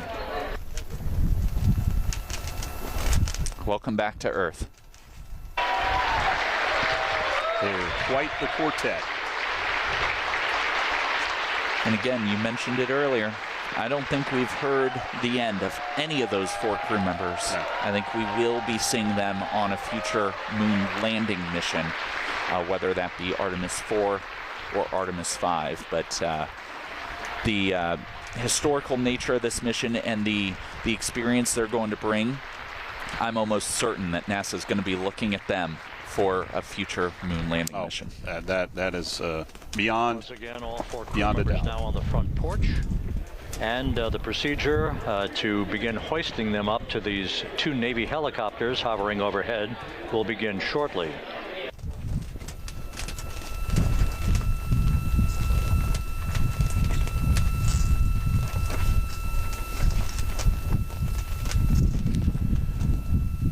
Now, you got to wonder what that conversation is like right there. What are they talking about? You've got to wonder if the first conversation is, okay, who's getting the first shower when we get back to Johnson? They had a toilet aboard. They did not have a shower aboard. And very similar to the ISS, you can wipe yourself down with a washcloth. You wet the washcloth with some of the water and wipe your body down. But you got to imagine they might be talking about who gets first dibs on the shower. That could be a conversation. Also, I'm sure they're enjoying that fresh air, that incredible fresh air out there on the ocean. Seeing Earth, coming back to Earth, but also smelling what it's like. Those senses now are coming back to them heightened. They were contained in their spacecraft for almost 10 days, and now they're on the open ocean. And a big moment for Victor, too, because this time he got to pilot the spacecraft not once but twice. 2 times this mission, he manually controlled the Orion spacecraft known as Integrity. One of those was just hours after launch. About 3 hours on launch day 10 days ago. Victor was able to take control and show that they could maneuver the spacecraft. The other time was about a day after they left the sphere of influence of the moon. Houston. And so a very special plane, if you will, or craft for Victor to be a test pilot of. Victor's heritage comes from being a test pilot in the U.S. military. So he's piloted several special test aircraft. You have to imagine that this one will always hold a special place in his heart. I think this takes the cake. Yeah. Nothing against those other aircraft, but this is a spacecraft, and that's what sets it apart. Well, all 4 astronauts safely on the front porch, waiting for that helicopter ride to the recovery ship. So the Navy team's right there, kind of running through the next steps. What they will do is begin to get the harnesses on each of them. And again, we have 2 helicopters, so 2 astronauts per helicopter. The first helicopter coming around picking up Christina Cook. The second one will then pick up Jeremy Hansen at the Canadian Space Agency. Then the first helicopter will come back around, pick up Victor Glover, and then finally the second one will come back for the Commander Reed Wiseman, and then both of them will head back to the ship, the John P. Murtha. Again, about a mile away from the Orion spacecraft right now, given some distance so the crews can work as needed. And then once they're given the okay, the John P. Murtha will actually start moving full speed ahead towards the spacecraft to then recover that. Again, a piece of NASA history right there. You know, this mission, like all, really centered around mission control, and that's in Houston, Texas. And we've been seeing scenes from inside Mission Control. All of those, the flight team, just incredibly excited, all smiles, just very, very pleased at what's going on. Yeah. And we do know our colleague Brian Vose is at Mission Control in Houston, Texas. Brian, set the scene for us there. We're seeing all smiles. I'm sure you're seeing even more.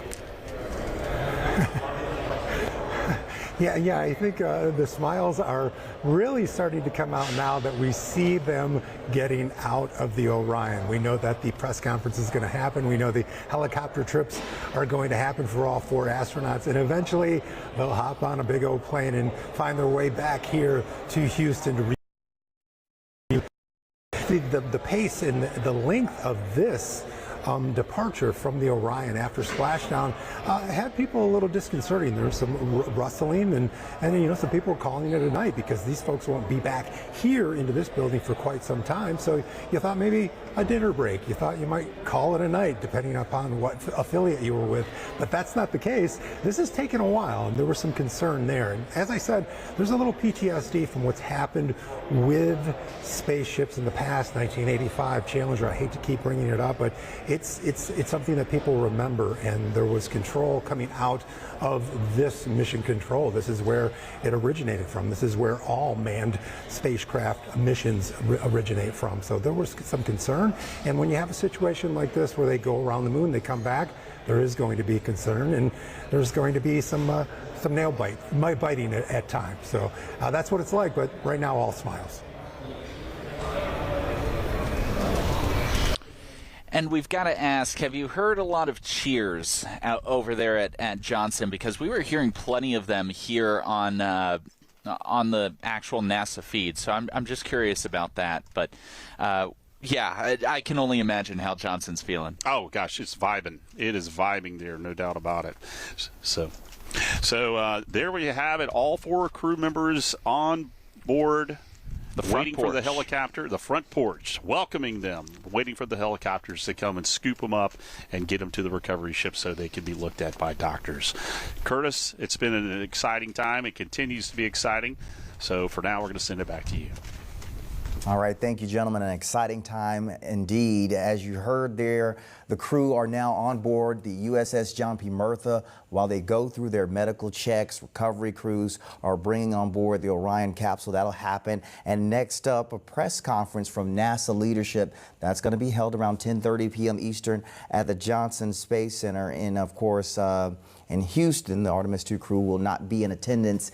And of course, we're going to bring you that news conference live here on Spectrum News 13. Now, again, the Orion spacecraft still in the water there, but it will make its way on board the John P. Murtha there. That's where it will be, and the crew will be taken by helicopter, crew members, and evaluated and eventually reunited at some point with their family. What a sight to behold in the Pacific Ocean here. Live on Spectrum News. Be sure to tune in right here on Spectrum News for the latest.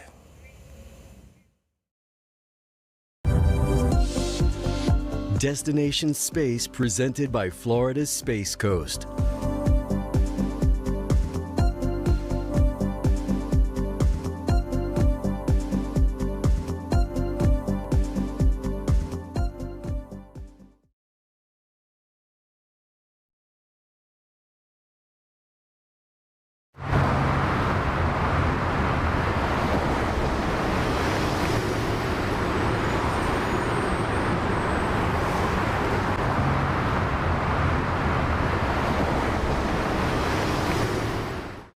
Here's the deal.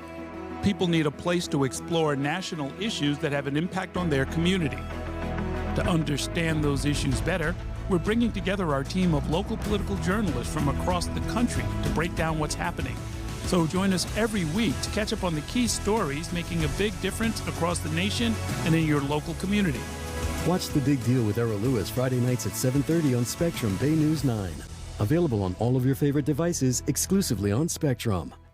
Your entertainment the way you want it. With Spectrum TV, all these streaming apps are included at no extra cost. So you can watch anything. Movies, series, like the first poke, sports, reality, news. Here's a look at today's top stories. Exclusive originals, and even more of your favorites with live TV. Stream across your devices and enjoy anywhere. Get it all with Spectrum TV. At Spectrum Noticias, we recognize that our Florida community is vibrant and diverse. Spectrum Noticias delivers balanced coverage of the stories that matters in our communities and across the country.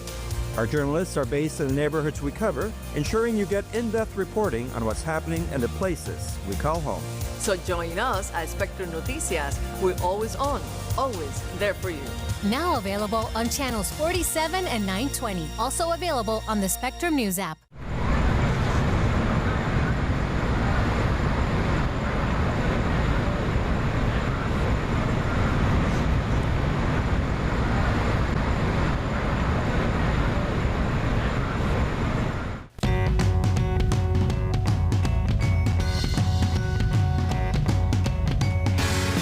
Happy Friday, everybody. I'm Brandon Green. This is your Sports Minute brought to you by Morgan & Morgan. It's been a rough week for the Lightning, losing 3 straight games, and 2 came against Atlantic Division foes, the Buffalo Sabres and the Montreal Canadiens.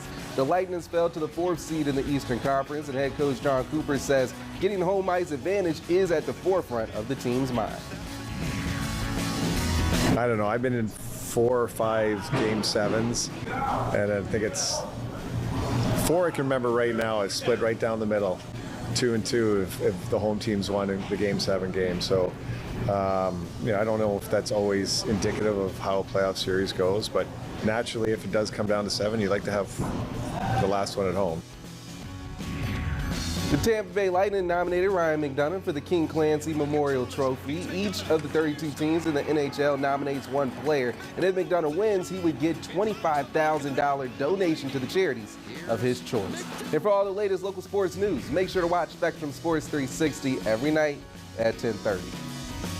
The second largest air show in the country is back for another year and is expected to drive more revenue into Central Florida's economy. In Lakeland, local businesses are preparing for the annual Sun and Fun Aerospace Expo. Spectrum News reporter Alexis Jones spoke with one owner who's looking forward to a big increase in visitors. What's fun without some candy? Paul Loicano says that's exactly why he opened Pal's Candy Shop in downtown Lakeland. I wanted to build a place that will bring joy to people, and I think this place does. Loicano started bringing nostalgic sweet treats to the area a little over a year ago. Last April, he opened his doors just days before the kickoff of the Sun and Fun Aerospace Expo. So this year, he says, he's even more prepared to welcome new customers. Because with an inflow of people, I just want to have the candies that people like. Loicano says he's expecting much more foot traffic this time around, mostly due to a new partnership between Citrus Connection and Sun and Fun. Shuttle services will run every 25 minutes during the 6-day event, bringing visitors to popular spots across Lakeland, including downtown. Eric Crump, Vice President of the Aerospace Center for Excellence, says the air show generates more than $60 million for Central Florida. Last year's event attracted about 210,000 visitors, the best turnout on record.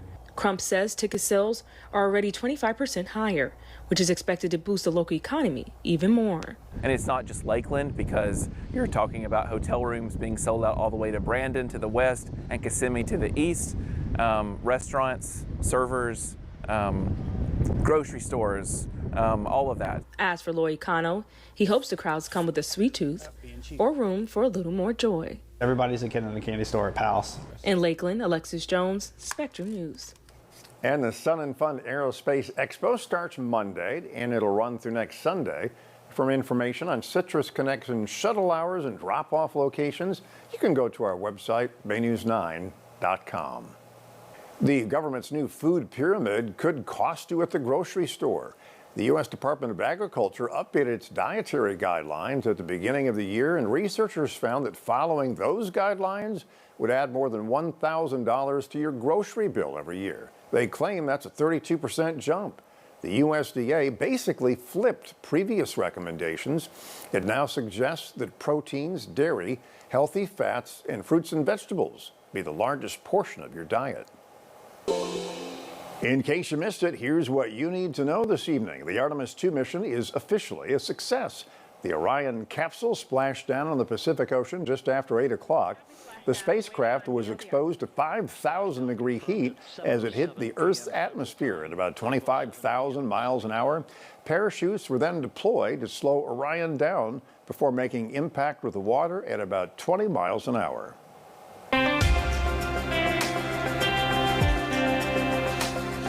Well, a beautiful weekend ahead, but it is going to be warm in the afternoons. But I think you're going to like the morning temperatures, and you're also going to like the fact that the winds are finally coming down so that we can get back out there on the boats. A good Friday evening to you. I'm meteorologist Brian McClure. It's going to be breezy for tomorrow morning with a wind from the east at about 15 knots. That's not as strong as it has been. Then it'll come down to about 10 knots from the north in the afternoon. That's what is going to try and be a sea breeze, but it won't be able to push all the way in. So that's why it's more of a north breeze in the afternoon. Seas 2 to 4 feet. We'll go with a moderate chop on the Bay and water. So better boating conditions than what we've had, but still not totally calm. So if you're one of those boaters that likes it totally calm, it's not going to be that this weekend. There will be a nice breeze each day. It'll actually take an edge off the heat. It'll feel comfortable, especially in the shade. We will have cooler nights. Yeah, our temperatures will actually be cooler for overnight lows, but the afternoons will be warmer. I know that seems strange, right? Like, wait, how can they head in different directions? Because the air mass is drying out. We'll show that to you in just a bit. Long stretch of dry weather. Well, I don't see any significant rains coming towards us anytime soon. That's not a positive. Yeah, sure, it's great for outdoor activities, but it's really bad since we're in the drought. So here's your east to northeasterly wind. A couple days ago, I was talking about how the yellow shading indicated stronger winds. You can see all the way up there around 30 to 40 mile per hour winds. And that's what we had this week. But now it's coming back down. So even though the wind direction will still stay from the east-northeast, it's coming with drier air, and the winds are coming back down to a reasonable level. So like I said, if you're going out on the boating waters, it will not be perfectly calm, but they won't be nearly as strong of winds as what we have been seeing. And they'll tend to kind of oscillate. They'll go up in the mornings, they'll come down during the day, and then they'll go back up again in the evenings. That's generally the way the winds will be. We'll have a few passing clouds out there for tomorrow, but overall it's going to be a mostly sunny sky. I don't expect any rain chance at all this weekend. It's just way too dry of an atmosphere. So what's happening is drier air now is coming down from the northeastern U.S. This happens when a high pressure gets stuck in the mid-Atlantic and northeast. That drier air comes down into our area. It cuts off our rain chance, but it also Dry air will allow for really cool overnight lows, but really warm afternoon highs. That's what dry air does. It can heat up rapidly, it can cool down rapidly. So 50s to low 60s in the morning, but mid 80s in the afternoon. And that's going to be the pattern all the way into next week. So it's going to be really, really comfortable at night and morning, but it's going to be really warm in the afternoon. By the end of next week, we might even get all the way up around 90 degrees, even though it's a totally dry atmosphere. There's your pollen forecast for the next 3 days, brought to you by Famous Tate Appliance and Bedding Centers, between 9.6 and 9.9.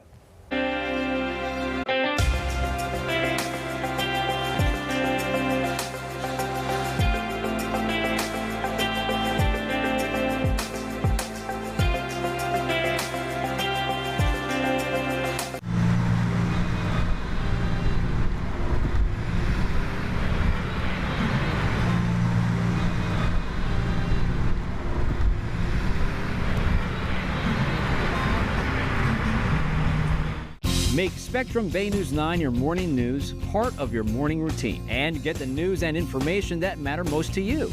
We're dedicated to impactful reporting from across the communities we call home. We'll get you caught up with the latest updates and in-depth coverage of the day's developing stories.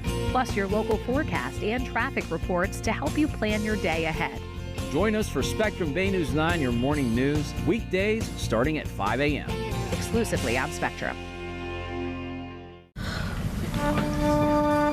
I wish to present the importance of hard work and determination, of not backing down when things are tough, of being there to help a friend, because it is only when we work together that we achieve true greatness. With a 100% U.S.-based workforce and a 100% U.S.-built fiber broadband network, Spectrum is America's connectivity company.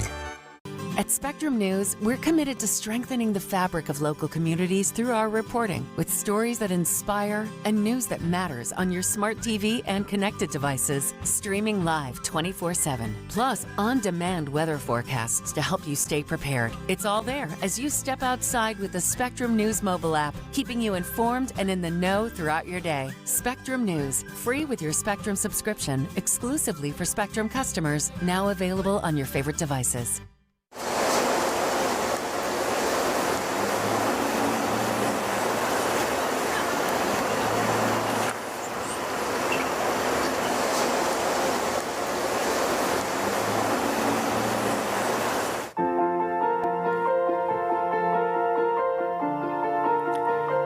Thanks for watching Spectrum Bay News 9 this evening. In your health news, Tampa General Hospital is making it easier to receive a kidney. When somebody's in need of one, they often turn to Family First for a match because of the wait time for a donor can be as long as 5 years. But what if it didn't matter if your family actually matched?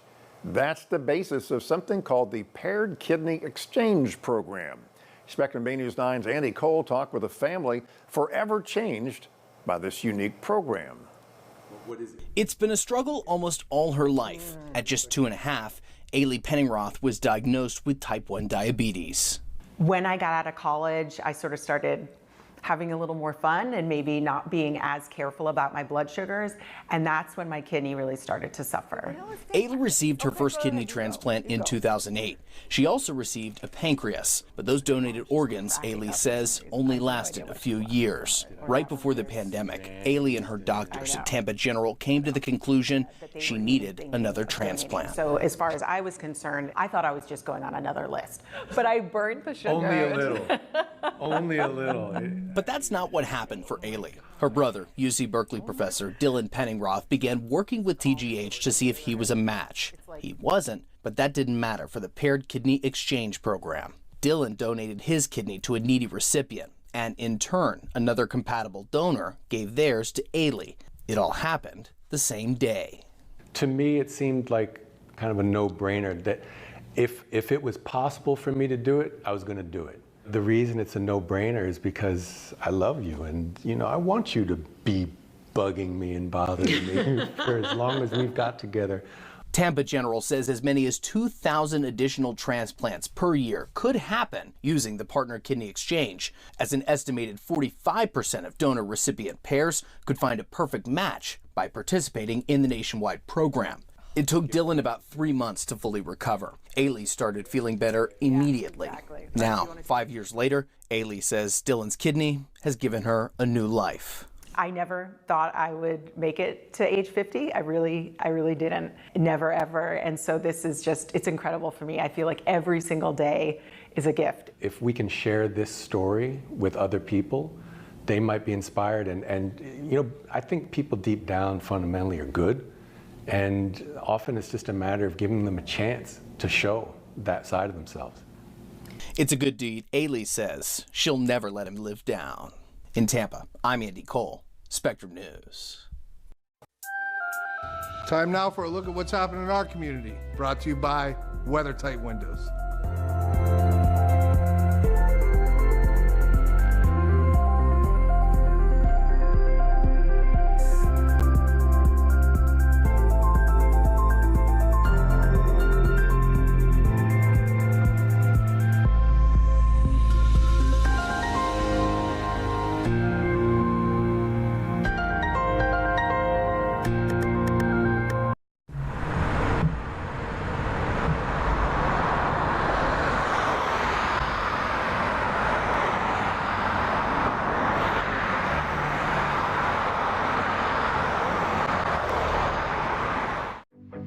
The weather in Tampa Bay can be as dynamic as the people who call it home. It's why at Spectrum Bay News 9, we're committed to providing you with an accurate forecast so you can plan for the day ahead.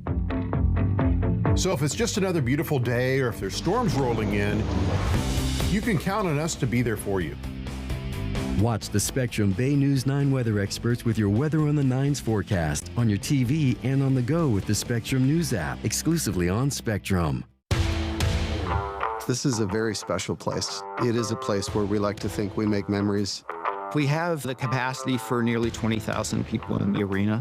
Working at a building like this, you have access to so many resources. It's about utilizing the tools that we have to be able to create those memories for our partners, for our fans, and for anybody who steps into this building. At the end of the game, they're going to leave here feeling like they enjoyed the experience, enjoyed the game, and that's what we're here for.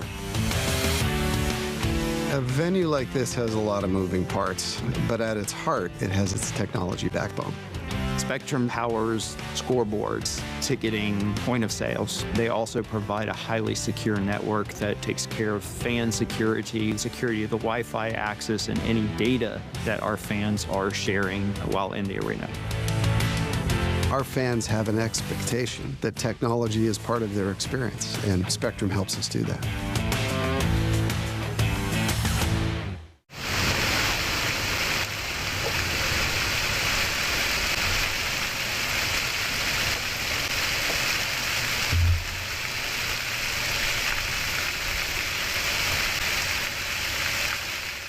Your evening news, presented by Lexus. Experience amazing. Good evening, I'm Rick Elmhorst, and this is your Spectrum News in 90.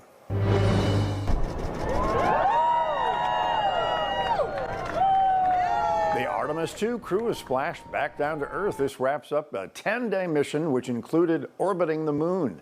In that time, they gathered data for future lunar missions and set the record for the furthest that human beings have ever been from Earth. The crew splashed down into the Pacific Ocean after plummeting through the atmosphere at nearly 25,000 miles per hour. Tampa City Council will soon get to hear from residents on what they think of the Rays' new plan to pay for a new stadium. The council is hosting a public input workshop on May 5th. The Rays released their framework to fund the proposed $2.3 billion ballpark. The Rays said that they would cover $1.2 billion, but they want $750 million from Hillsborough County and $251 million from the city. The team is also pushing for all deals to be signed by June 1st to meet their 2029 opening goal. There are just a few days left to go and check out some of the sculptures artists from around the world are able to make out of sand. The Clearwater Pier 60 Sugar Sand Festival ends on Sunday. The festival held its annual beach cleanup effort today. And that is your Spectrum News in 90.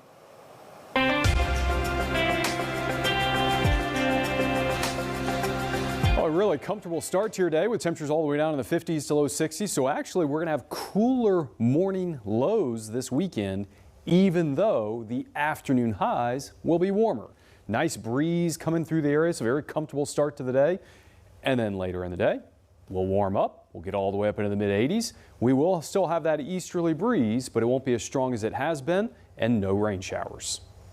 Hopefully soon getting back with everyone after those medical checks. We want to take time now and welcome everyone across the Spectrum Network. Joining us, our special coverage continues now as Artemis II crew splashing down off the coast here, off the coast of the Pacific. Let's go out to Greg Pallone and Zach Covey at the Kennedy Space Center now. They are standing by with the very latest. Hey, guys.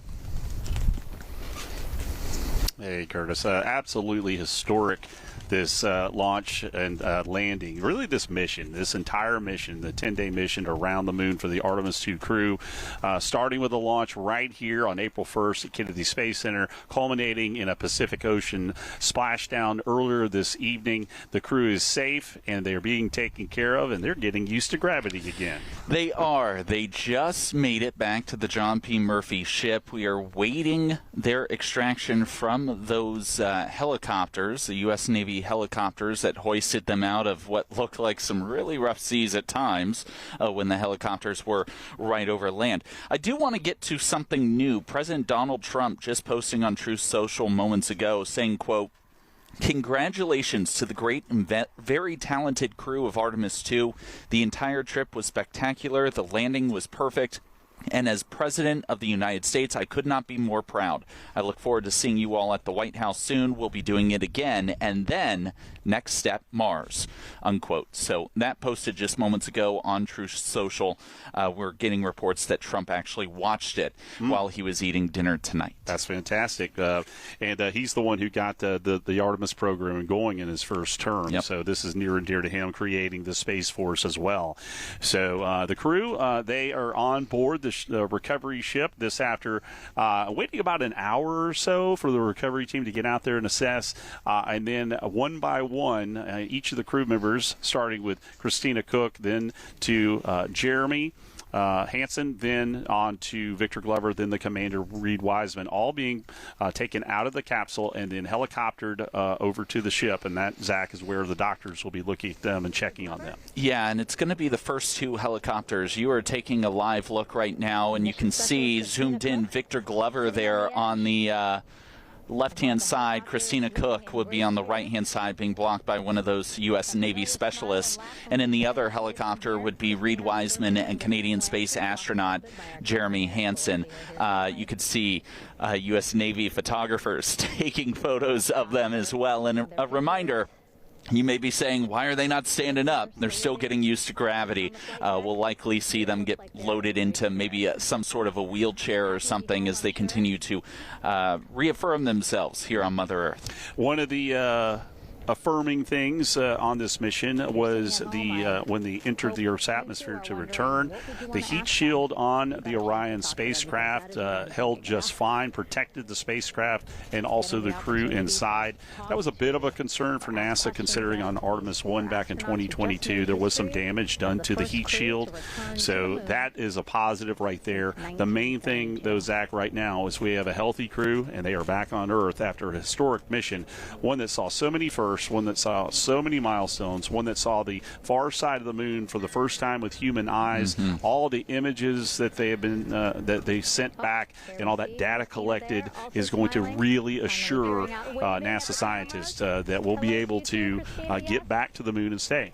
And that could happen as early as 2028 with the first structures going up towards the eventual lunar moon base that is part of the President's space plan. Jared Isaacman, the NASA administrator, making it very well known that he is accelerating the timeline for these turnarounds on the Artemis mission.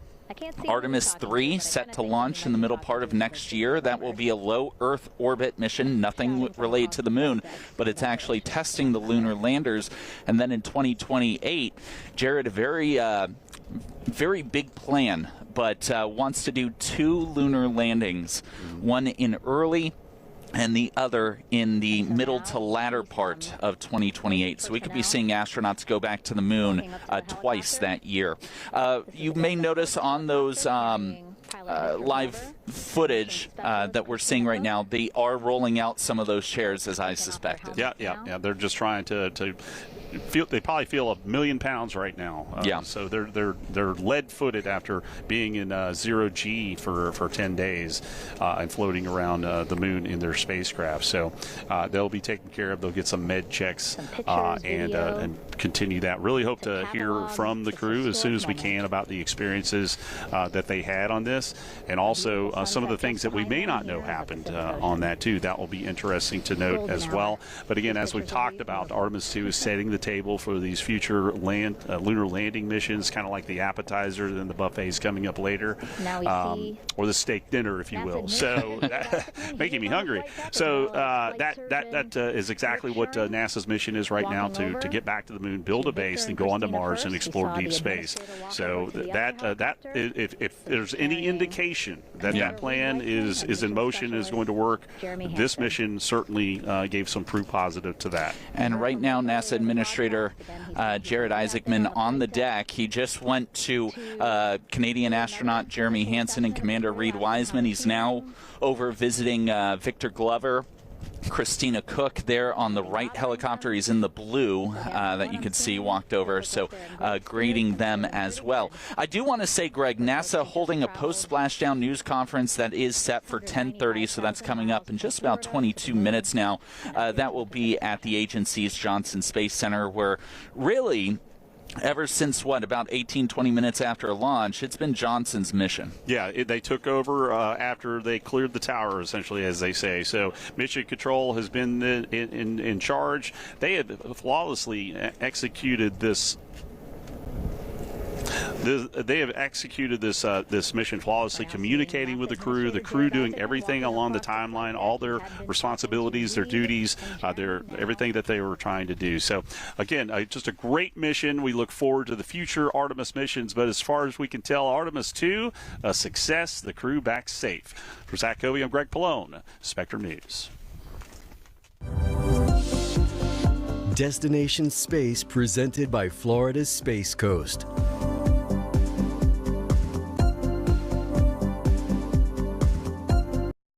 Back to Brian on the Weather Center. Brian, we had an awesome Friday for the weather, and I think on the weekend, people should make a specific plan to get outside because it's going to be beautiful. Before long, they're going to be complaining about how hot it is, and they don't want to go out. It's a great time. Yeah, it's going to be one of those situations where the weather's going to be so beautiful for such a long stretch. You're right. There's going to be two complaints, too warm and too dry. Right. That's what's going to end up happening this week. And speaking of looking back at this past week, if you were watching us at the beginning of the week, we said the heaviest of rains would be on the eastern side of the state. We'd get rain, but the amounts wouldn't be that great.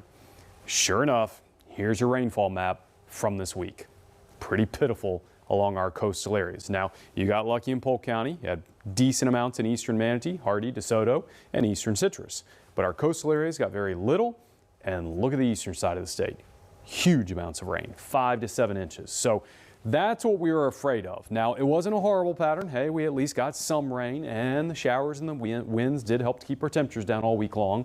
But yes, we are now headed into a warmer, drier pattern through this weekend and into next week. Great for outdoor activities, but not great for our drought situation, and not great if you want it to be cooler. Michelle in Ruskin, beautiful sunset view. We just had a few passing clouds. Definitely no showers out there on Friday, and you're not going to have any showers for Saturday or Sunday either.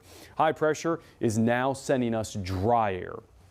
It is not sending us any moisture. So even though the winds are still coming from the east-northeast, the problem is the drier air is wrapped around that high, and it's moving it down into our area. So the dew points are actually dropping.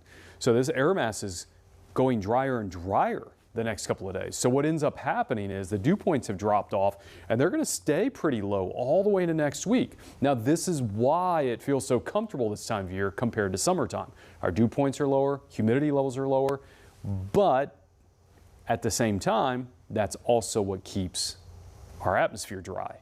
And then we don't get showers. So they both kind of go hand in hand. You're going to have some passing clouds. You're not going to get any showers for your Saturday. It's going to be totally dry. and it's going to be dry again into Sunday. Mostly clear for your morning. Walking out the door to really comfortable temperatures, 50s and 60s. That is one thing about dry air. It can cool down at night and make it really comfortable. But then during the afternoon, we bounce right back up into the mid-80s. I'll be back to talk about your 7-day and have your boating forecast coming up in less than 10 minutes.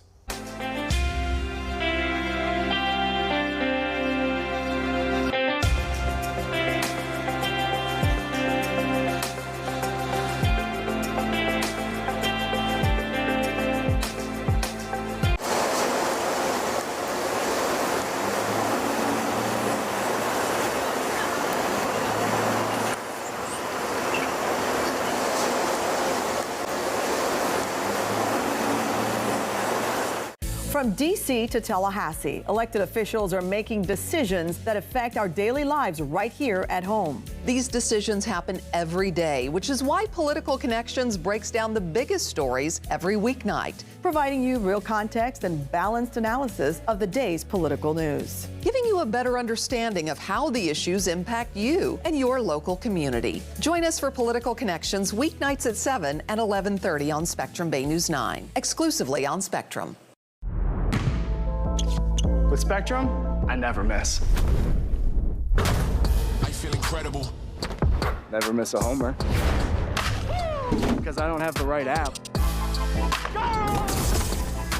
Never miss one of these. Because I can't find my game. Spectrum makes it easy. All your favorite streaming apps with live TV at no extra cost. I never miss. Being a cowboy, well, I don't know anything different. I had a very successful career. Life was fast. I was preparing physically. I wasn't doing anything mentally. And then I got hurt. I dug into mental health. I wanted to be better as a person. I start my day with a workout. I live life 8 seconds at a time. Find a place to stop and just breathe. Love your mind.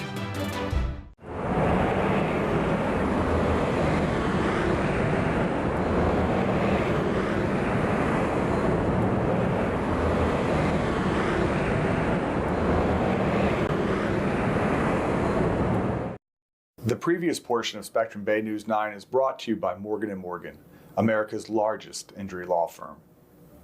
Here are your winning lottery numbers.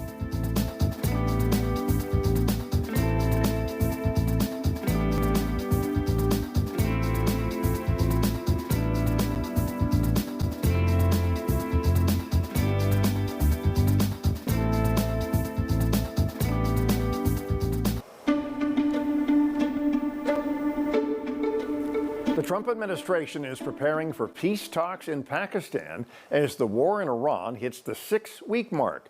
President Donald Trump remains frustrated that Iran has not fully reopened the Strait of Hormuz, as new economic data shows inflation is starting to grow, in part because of rising oil prices since the war began. Our national political reporter Taylor Popolars has the latest now from the White House. On day 3 of the U.S. and Israel ceasefire with Iran, Vice President J.D. Vance headed to Pakistan, where peace talks will take place this weekend. As the President of the United States said, if the Iranians are willing to negotiate in good faith, we're certainly willing to extend the open hand. If they're going to try to play us, then they're going to find that the negotiating team is not that receptive. Vance said President Donald Trump gave him clear guidelines. Vance will lead the talks alongside Special Envoy Steve Witkoff and Trump's son-in-law Jared Kushner. From the White House Friday, the president posted that the Iranians don't seem to realize they have no cards, other than a short-term extortion of the world by using international waterways. The only reason they are alive today is to negotiate. New economic data out Friday showed the war's impact. Prices rose at an annual rate of 3.3% in March, up from 2.4% in February, the biggest jump in almost 4 years. Economists blame the war, saying a disruption in the oil supply sent energy prices higher. The president has argued such disruptions will be temporary and worthwhile in the long run. As Iran slow walks reopening the Strait of Hormuz to oil tankers, the Speaker of Iran's parliament posted this Friday. 2 of the measures mutually agreed upon between the parties have yet to be implemented, a ceasefire in Lebanon and the release of Iran's blocked assets prior to the commencement of negotiations. He said these 2 matters must be fulfilled before negotiations begin. Israel and the U.S. have claimed that Lebanon is not part of the ceasefire, and Israel has continued to bomb there, targeting Hezbollah, the militia group backed by Iran. But Israel and Lebanon are slated to have their own peace talks next week. Reporting at the White House, Taylor Popolars, Spectrum News. President Donald Trump is reportedly receiving a major donation of foreign steel for his White House ballroom project. That comes as he's been pushing policy supporting American steelmakers. The project is expected to cost $400 million. Now, according to the New York Times, a Luxembourg-based firm could supply steel worth tens of millions of dollars for the project. The White House hasn't confirmed the specifics, citing the project's specific nature, but a spokesperson says the renovation is aimed at improving the White House at no cost to taxpayers. Former Vice President Kamala Harris is suggesting she might be eyeing another presidential run. The former presidential candidate hasn't committed to a 2028 campaign, but today at the National Action Network's 2026 convention, Al Sharpton asked her if she'll run again. Her answer was not exactly a denial. Listen, I might. I'm thinking about it.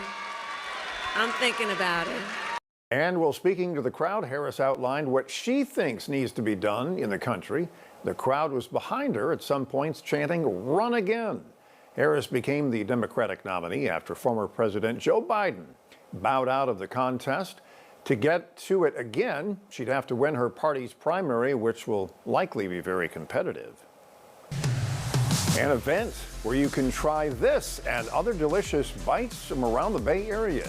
We've got the details coming up next in this week's On the Town Story.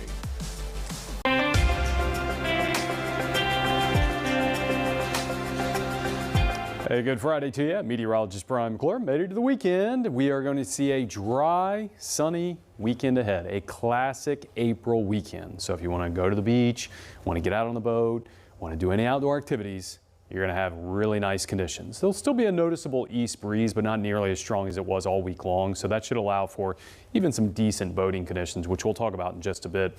We are going to see warmer highs. Moving forward, our highs are going to be back up around the mid-80s almost every day, but the overnight lows will actually be cooler. We'll explain that in just a bit. Unfortunately, we're going to be dry for a while. I say that unfortunately, I use that term because even though, yes, we'll have a lot of nice weather, we really need rain since we're in drought conditions, and we are not going to get any time soon. Notice 0% chance of rain, not only this weekend, but all the way into early next week. So we will have an easterly breeze that will continue. A few patchy clouds will come across the state from time to time, but we are not going to see any rain chance. We are not going to see any, really any moisture at all coming at us, and I think we'll go to a almost purely sunny sky Sunday into Monday because the air mass will be so dry. The east wind that was with us the past couple of days, and actually past, 4 days, it was pretty strong, but it's dying down. Remember a couple days ago I showed you the yellow color that was on the map. Now it's pretty isolated out in the Atlantic and way to our south. That has come way down, so the winds are coming down, but they're still from the east-northeast. So what you'll notice is it will tend to oscillate up at night and morning and then back down during the day. And generally, instead of those 20 to 30 mile per hour wind gusts, it'll be more like 10 to 15. So it won't be too strong. Look at these cooler overnight lows, 50s to low 60s. The reason for this is because drier air makes for temperatures that can go way up in the afternoon, but way down at night. So your highs are going to jump up into the mid-80s. Then we're going to go right back down to the 50s to low 60s again for Sunday morning. That's going to be the case almost every single day all the way into next week, where we have really warm afternoons, but we have really comfortable mornings. So get out in the mornings if you want the cooler air. There's your east wind, a bit breezy in the morning, 15 knots, but then coming down to 10 knots in the afternoon from the north. 7-day forecast morning shows. There are those warm afternoons, and next week it gets even warmer with upper 80s, and by the end of the week, we might even touch 90 degrees.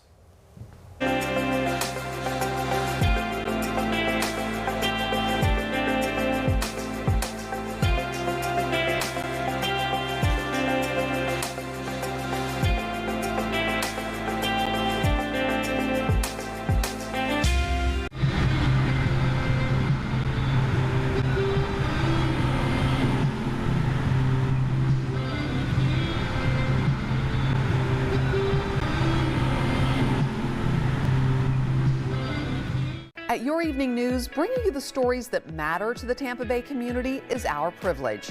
That means we have the responsibility to provide impactful reporting across our communities.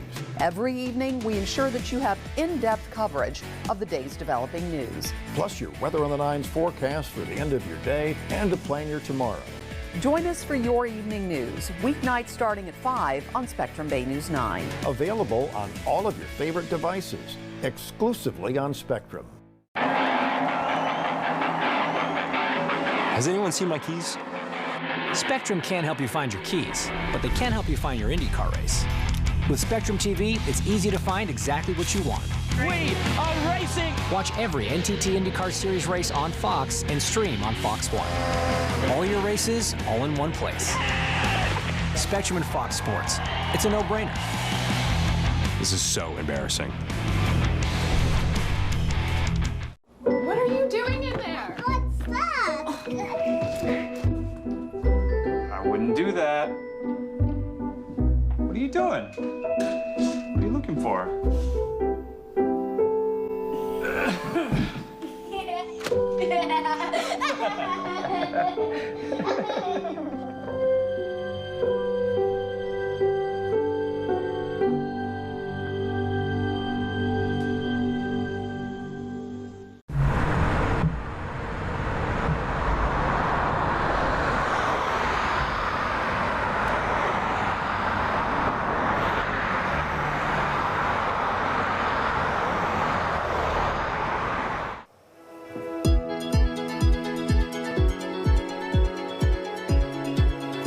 Everybody needs food, but some people love exploring food as a hobby. We call them foodies.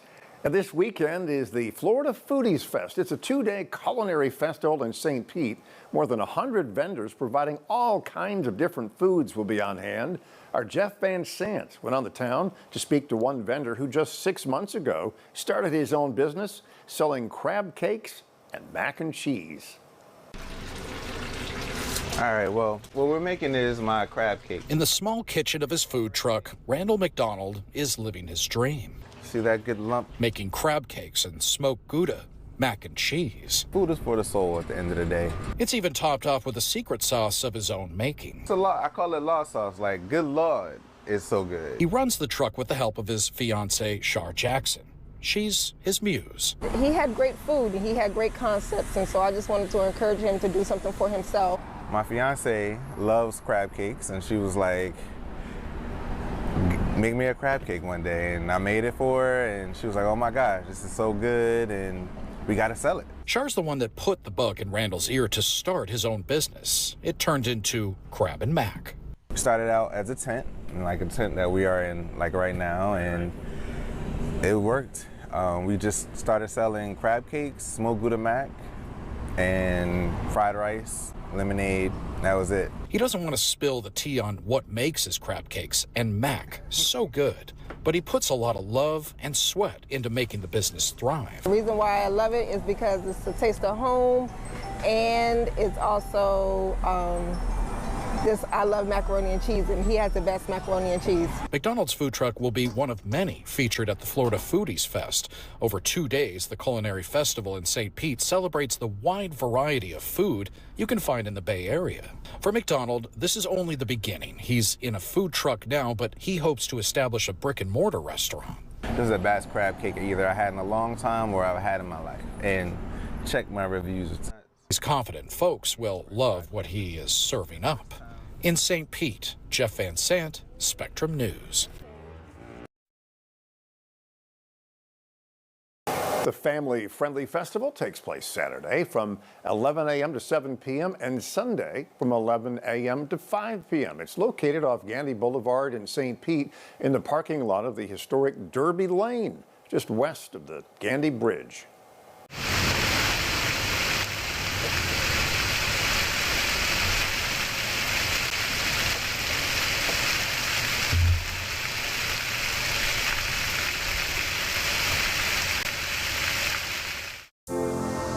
Weather on the Nines, your local forecast every 10 minutes. The line of showers moving quickly through the Tampa Bay area right now. Bringing you accurate information from your trusted weather experts. Whenever, and wherever you need it. As you plan your weekend, count on a chance of rain by Sunday. Your community, your weather, every 10 minutes. Tampa Bay's calm in the storm. That's our commitment to you. Weather on the 9s on Bay News 9. Exclusively on Spectrum. This is a very special place. It is a place where we like to think we make memories. Spectrum is a great partner for BSG in a variety of ways, but the first thing that comes to my mind is reliability.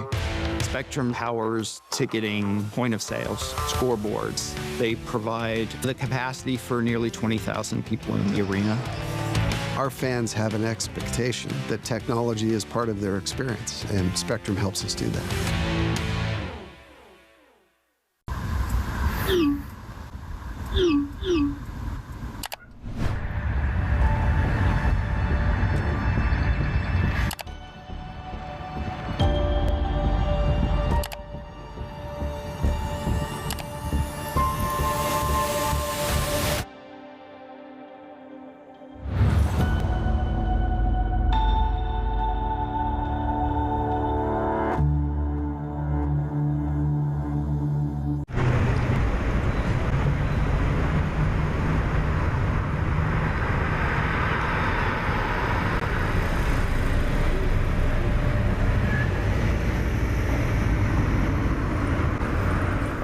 Your evening news, presented by Lexus. Experience amazing. Good evening, I'm Rick Elmhorst, and this is your Spectrum News in 90. Crews will soon begin work expanding the Selman Expressway. The $362 million project should see each direction expanded by one lane. The expansion will go for 4.5 miles from West Himes Avenue to Florida Avenue in downtown Tampa. According to the Tampa Bay Business Journal, construction is scheduled to begin next month. That project should be completed by 2030. Tampa International Airport is steaming ahead with its ticketing level overhaul. The airport will spend $285 million trying to streamline the ticketing process for passengers. The plan is to expand the ticketing floor into the valet area. That'll give people more space to line up at the counters. They'll also put in new ticket kiosks and add self-service bag drops. The Hillsborough County Aviation Authority just approved a design contract. Construction is scheduled to begin next year and wrap up in 2029. And Advent Health has broken ground on a freestanding emergency room in Newport Richey. The hospital chain picked the State Road 54 location to help improve healthcare access where options may be limited. That facility will be equipped with X-ray, CT, triage rooms, and 12 patient beds. That facility expected to open in 2027. And that is your Spectrum News in 90.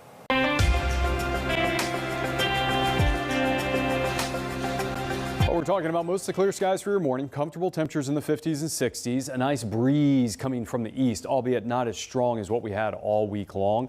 If you're headed to the beach, you picked a good day. Yeah, it's going to be absolutely beautiful out there. We're looking at mostly sunny skies. The high temperatures will be right around the low 80s. That east breeze, it won't be as strong as what it has been, but it'll still be noticeable and no shower chance at all. Presented by Florida's Space Coast.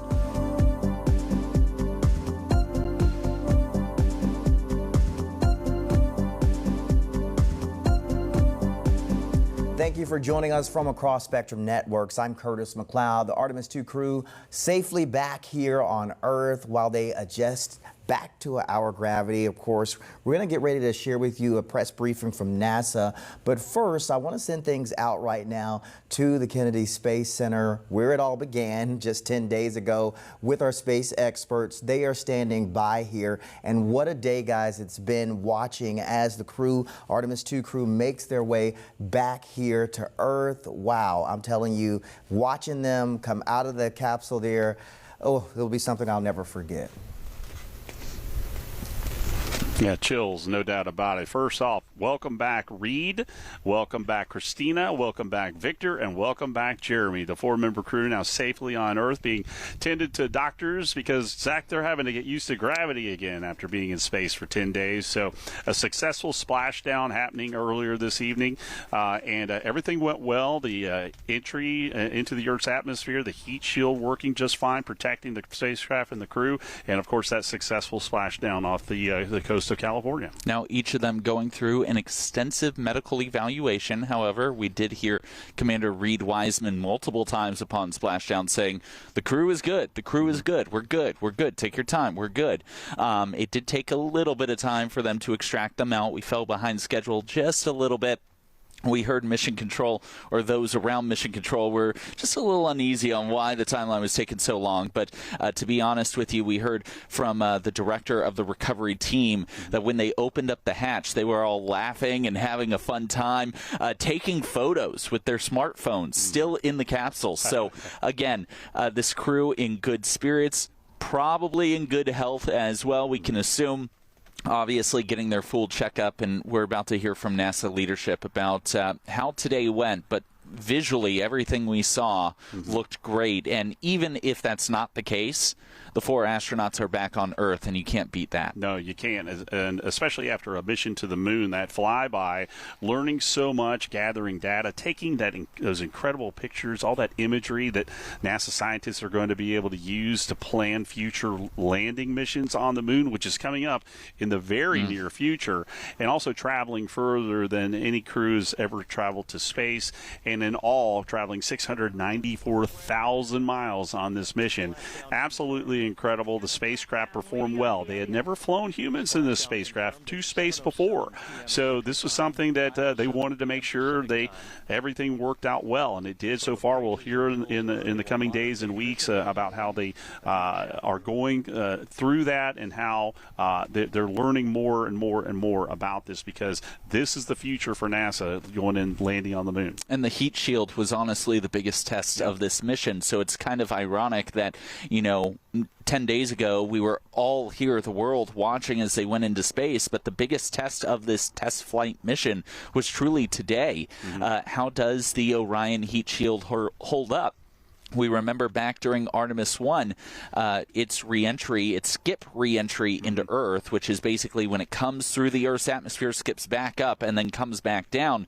It didn't work the way that NASA engineers thought. It actually degraded that ablated heat shield, and ultimately led to chunks of it falling out. Now, thankfully, the spacecraft made it back to Earth, but it just takes one of those cracks to cause a major concern.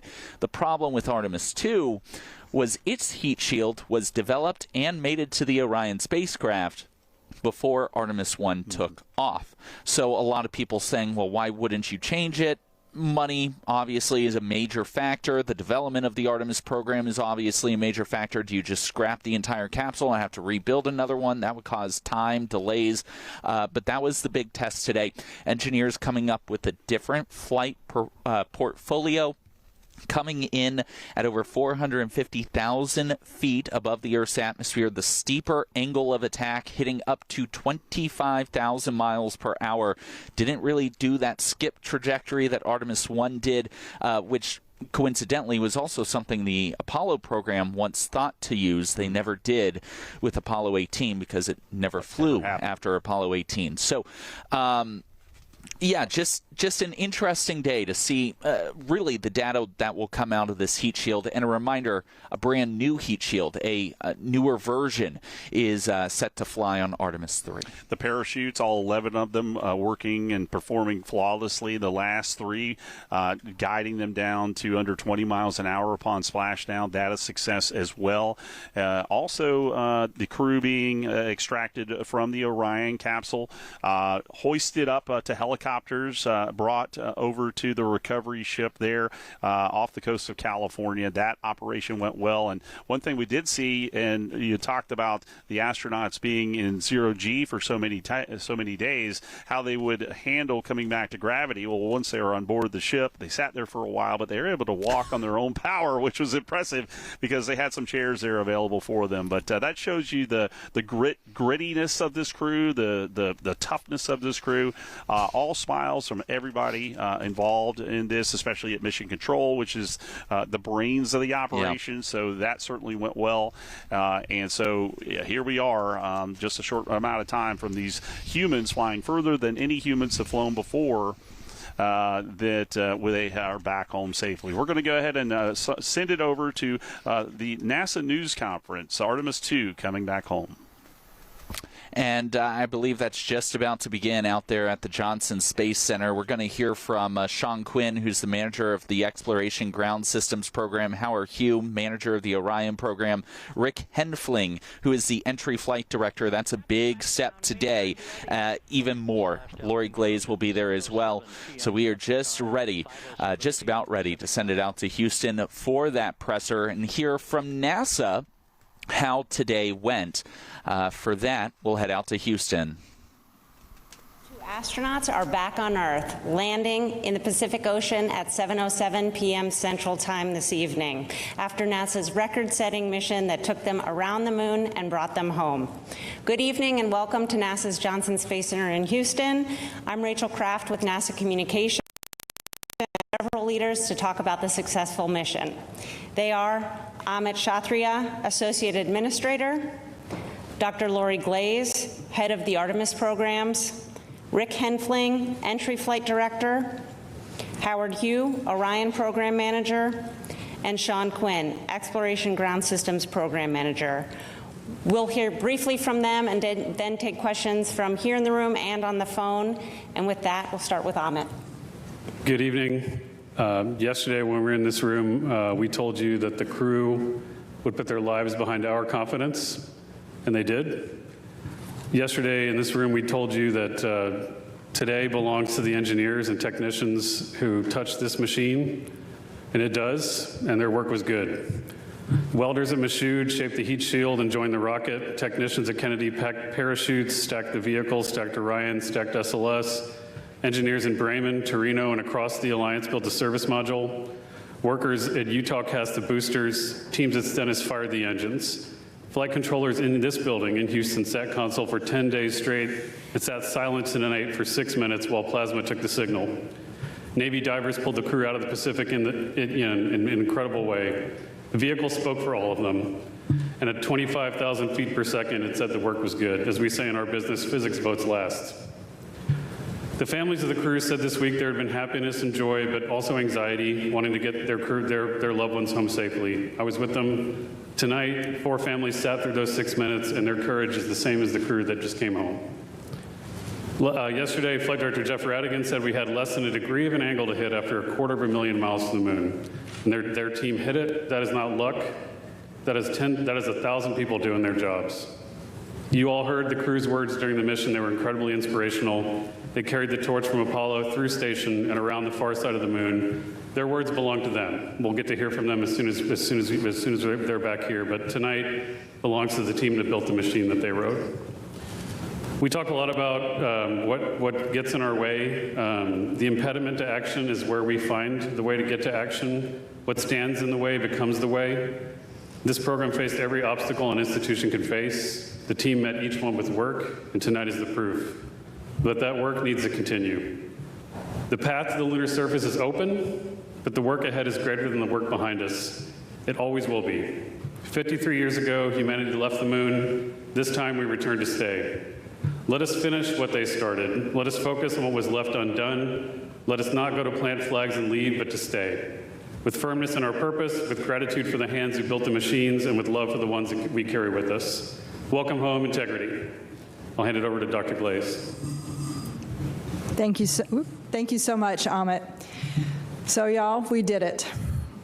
We sent 4 amazing people to the moon and safely returned them to Earth for the first time in more than 50 years. To the generation that now knows what we're capable of, welcome to our moonshot. I want to thank our entire team across this nation and around the world who gave every ounce of ingenuity and effort to make.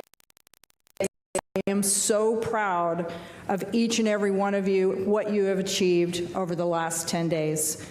NASA has shown that ambitious goals are worth pursuing and can inspire the world. We are so thrilled to have Reed, Victor, Christina, and Jeremy back here on Earth and safely aboard the USS John P. Murtha.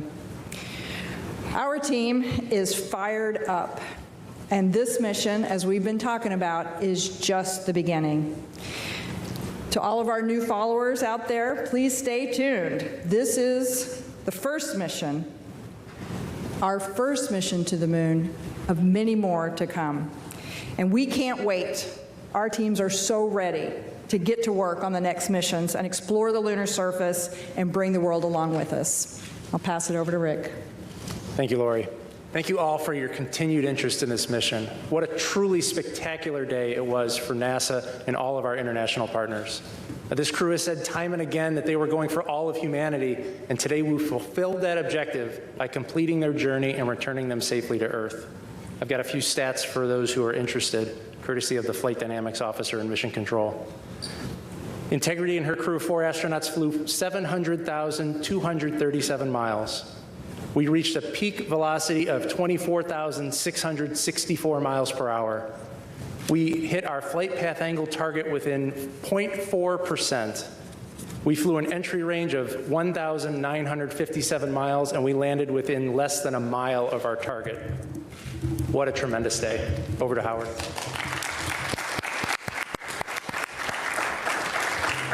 Thank you, Rick, and thank you to the flight control team. What an outstanding job. Wow, what a fantastic day. I mean, we've dreamed as a team of reaching this day, and appreciate Amit's comments. I mean, so many people have worked very hard, tirelessly to get this day. I think this mission has been historic and has demonstrated new capabilities for Orion spacecraft, has taken our crew farther than any crews that have ever gone to the moon and back safely. 252,756 miles. And that is a fantastic feat. We got a lot more to do. And I'm so happy that we get to have this moment, but we're going to have a lot of these moments coming up. And I want to thank the entire Orion team. They have worked tirelessly. They've dedicated many hours. They've committed to excellence and innovated and attacked challenges that we've come up with for both our NASA team, our industry partners, and our European team as well. We did it together. We brought the crew home safely. They deserve a round of applause. It was a terrific day for them as well. And I want to thank the crew. They have been a fantastic inspiration to our teams as well. You've heard their messages. We are so happy they're back on the ground. We can't wait to see them as well. And finally, you know, we've learned a lot from this mission. Number one was bringing the crews home safely, but it's also a test flight. And like Amit said, we have work ahead of us to be done. We're going to learn from this mission. We're going to look at the data, and we're going to move forward. This is the start of a new era of human space exploration. Thank you. Well, thank you, Howard. What an incredible end to an incredible mission.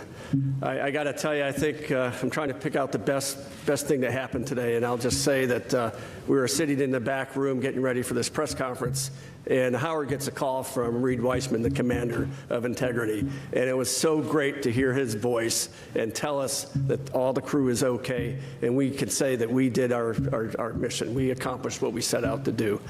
I'm very proud of the efforts of the Exploration Ground Systems team that supported both the launch and recovery operations alongside our Navy partners. All the hard work and dedication over the last couple years paid off today, and the team did a great job. Our recovery teams are currently in the process of bringing Orion back on the well deck of the ship, and hopefully within about 4 or 5 hours it'll be hard down in the back end of the USS Murtha. It's good to be NASA. It's good to be an American today. Thank you.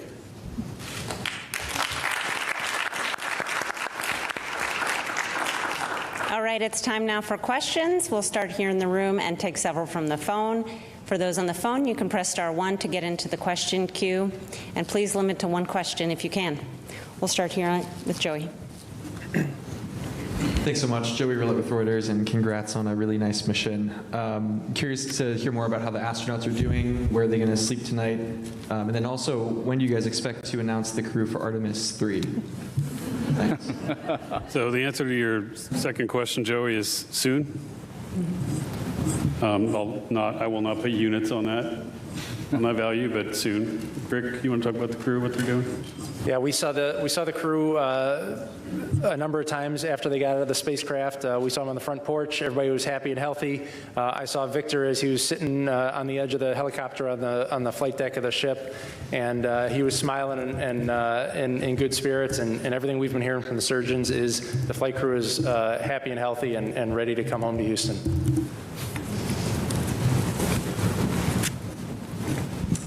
Hi, Lauren Grush with Bloomberg. Congratulations again. You know, obviously it's been such a great mission to watch from start to finish, but I guess I'm wondering if you had to categorize, you know, this was a test flight.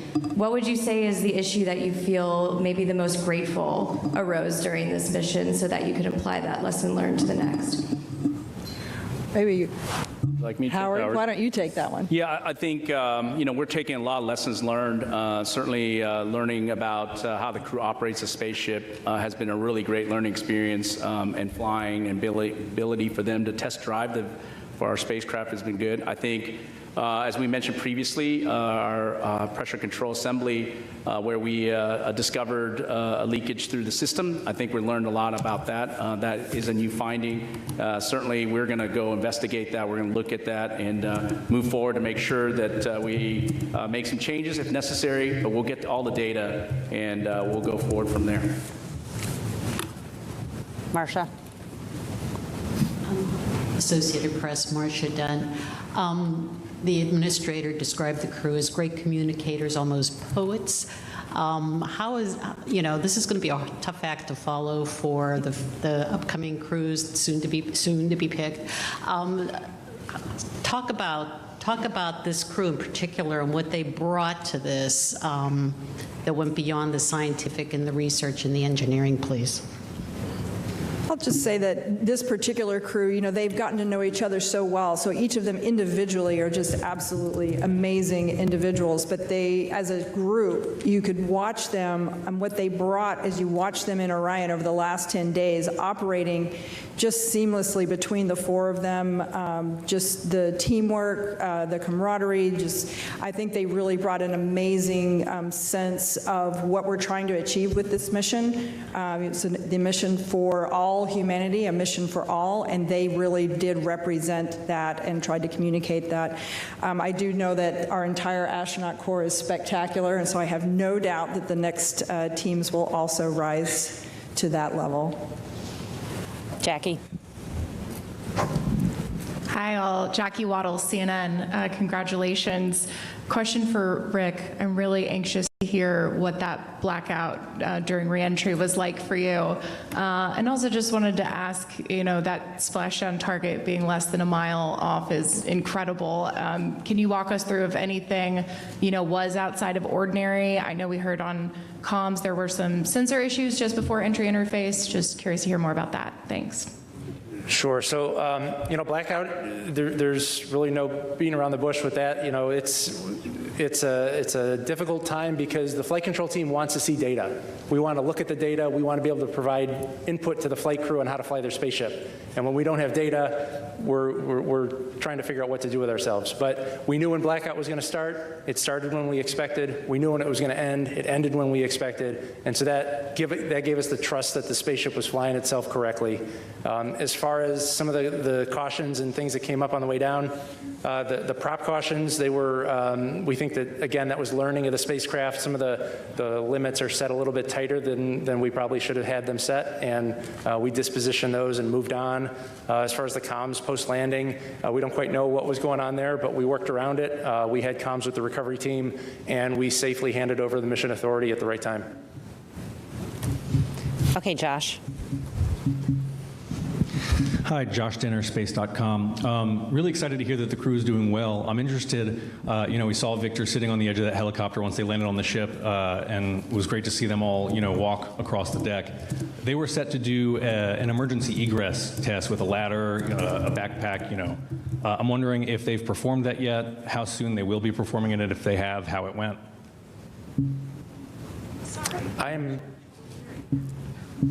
I'm not familiar with an emergency egress test post-landing.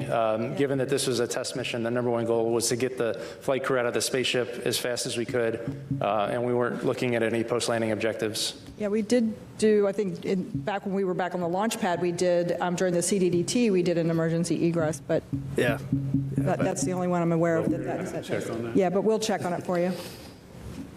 Eric. Eric Berger, Ars Technica. Congratulations on making what I know is really hard look easy. It was a beautiful mission.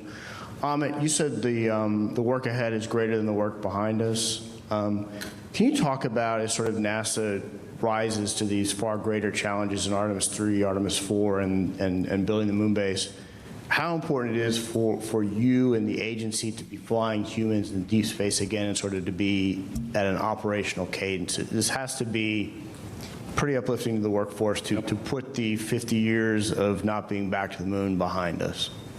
Yeah, it's huge. I mean, flight cadence and iteration is the key to reliability and safety. We were waiting to fly this mission for several years. A lot of that was because of the issues we saw during Artemis I and making sure we did that the right way, and we tried to make sure the machine was perfect before we flew it. But the real way to do that is to keep iterating, to keep flying, keep learning, keep getting data in the flight environment. So that piece of how we've changed the architecture and demanding that higher cadence is going to be, I would say, mandatory for us to be successful. We need that muscle memory to exist. We need the data to keep coming in, and we need to be able to quickly iterate and change the machine as we learn from it. Everything we learned from Artemis II, we're going to get right after it, but I would say it's essential.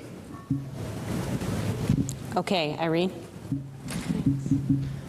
Irene Klotz with Aviation Week in Space Technology for Amit. What do you think will be your biggest challenge to ensure that this mantle and responsibility of inheriting what Apollo did does not end like Apollo? I think we've talked about this a little bit before. What the architects of Apollo, Gilruth, von Braun, Siemens, Mueller, what they really wanted to do when they were given the challenge of expanding the range of action to the moon was to learn to live and work in space for a long time. They wanted to do that first. I talked a little bit about this with Rob earlier. I think, and of course, because of the nature of the environment they were in, they were in a race. They achieved their objectives. They were geopolitical as well as technological. But once it was done, it was done. And I think the foundation they wanted to build on is what we went to afterwards. So we wanted to, investigate reusability with shuttle. We did that. We wanted to learn to live in space for a long time with station. We've got to that point now, 25 years of occupation. And now it's interesting. I think where we are with the program is kind of where they wanted us to be before they decided to go do that, to actually enable a sustainable presence, to learn how to live and work there for a long time. So, it's a weird irony of history that, it took that long for us to do that, but we weren't sitting idle while that happened. We developed the capability to have an enduring presence, in space, and now we're going to take advantage of that now that we've reached back to the moon. Okay, we'll take one more in the room from Ken Chang, and then we'll go take several from the phone. Hi, Ken Chang from New York Times. I guess for Rick and everybody else, can you talk about what the last 13 minutes were like? There had to have been some anxiety, and what was the moment where you could finally relax, and when did you start celebrating in Mission Control? Well, certainly there's anxiety. If you didn't have anxiety bringing this spacecraft home, you probably didn't have a pulse. I have a lot of trust in my team. We've got all flight controllers in the room on entry day went through a rigorous training process, and they are the system experts on their respective part of the spacecraft. And so while there's anxiety, there's a lot of confidence because the team is there to do a job, and we've trained well, and we executed well. We all breathed a sigh of relief once the side hatch opened up. That's when we brought the team in. We said a few words with the flight controllers, And then we turned around to the families and waved to the families and gave them a thumbs up. And we all watched as a flight control team as each of the 4 astronauts got out of the spaceship and were hoisted up onto the helicopters. It was a great day. Okay, we'll take several questions from the phone now. The first one is from Micah Maidenberg with the Wall Street Journal. Hey, good evening. Question for Lori or Howard. I know it's very, very early here, but any initial thinking about the heat shield performance relative to Artemis I? And could you walk through how the heat shield will be assessed in the coming weeks and months? Thanks so much. So I'll just start, and then I'll hand it over to Howard. How's that? So, initially we gathered a lot of data already. Certainly you saw there were aircraft that were positioned in order to do some imagery and collect data. So we've got some of those data that can be analyzed in the coming days and weeks. We also had divers below the surface that took imaging of the heat shield before it was brought onto the Mertha, so that we could understand exactly what state it's in after it landed. And so I think we've already begun the data gathering piece of it. I'm sure there'll be more assessments once we get on the ship. And then Howard, why don't you talk kind of what the next steps are?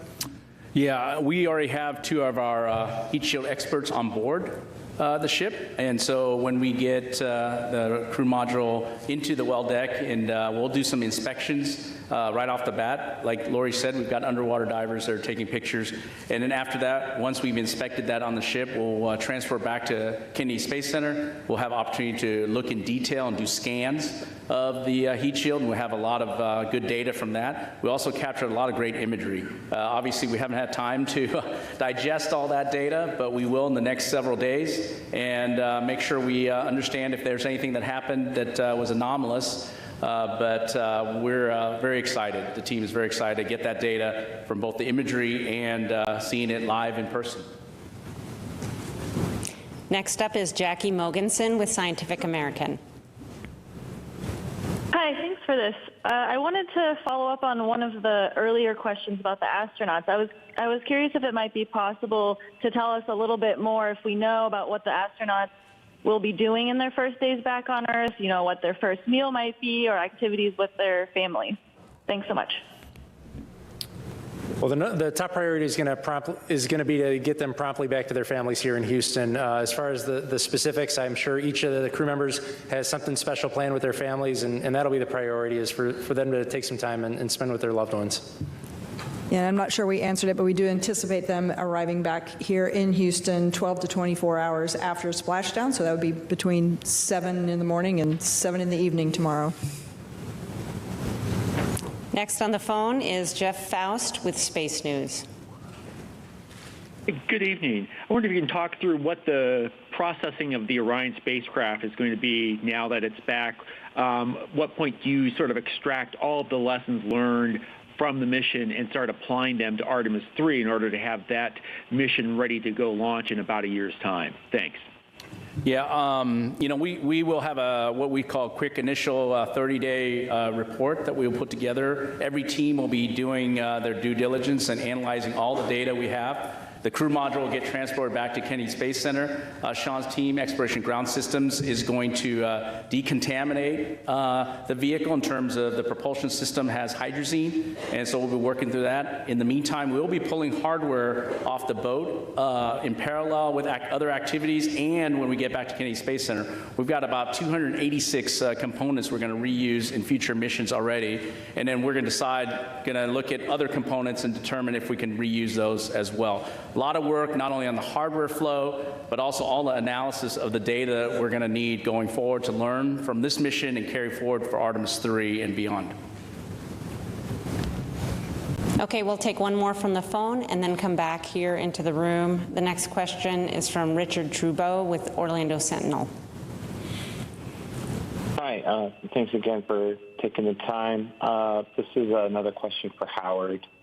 For Artemis III, is the docking system that you have to do with Blue Origin and/or SpaceX, is that at what point would that system be sort of in place on the new capsule? And I guess for Amit, how how are your two contractors progressing toward having something that's going to actually go up there on your timeline?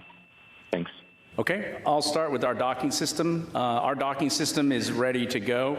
It's already been qualified. We've already got the flight unit at Kennedy Space Center. Later this summer, we'll integrate it on top of the crew module. And we've done a lot of testing already, so the final part is actually the mechanical mating of the docking hatch and the docking mechanism itself. And so we have a standard way of doing dockings in space that we expect Blue Origin and SpaceX to work with us on and accomplish that mission. Yeah, and as far as the other part, I think, we're in a massive test campaign. We've got a huge test coming up of the Blue Origin Mark I lander, which will be the kind of smaller version of the lander they want to use to attempt the landing missions. There's going to be a test flight of that this year. We also have the test of the Block 3 Starship and Super Heavy, which is coming up hopefully in a few weeks here. So, every day in this program, we're going to be testing big machines, and we're just going to keep getting side by side with them to help them make progress. Okay, Jackie, and then we'll come back to the other side of the room. Thank you, Jackie Goddard for the Times of London. My question is for Howard.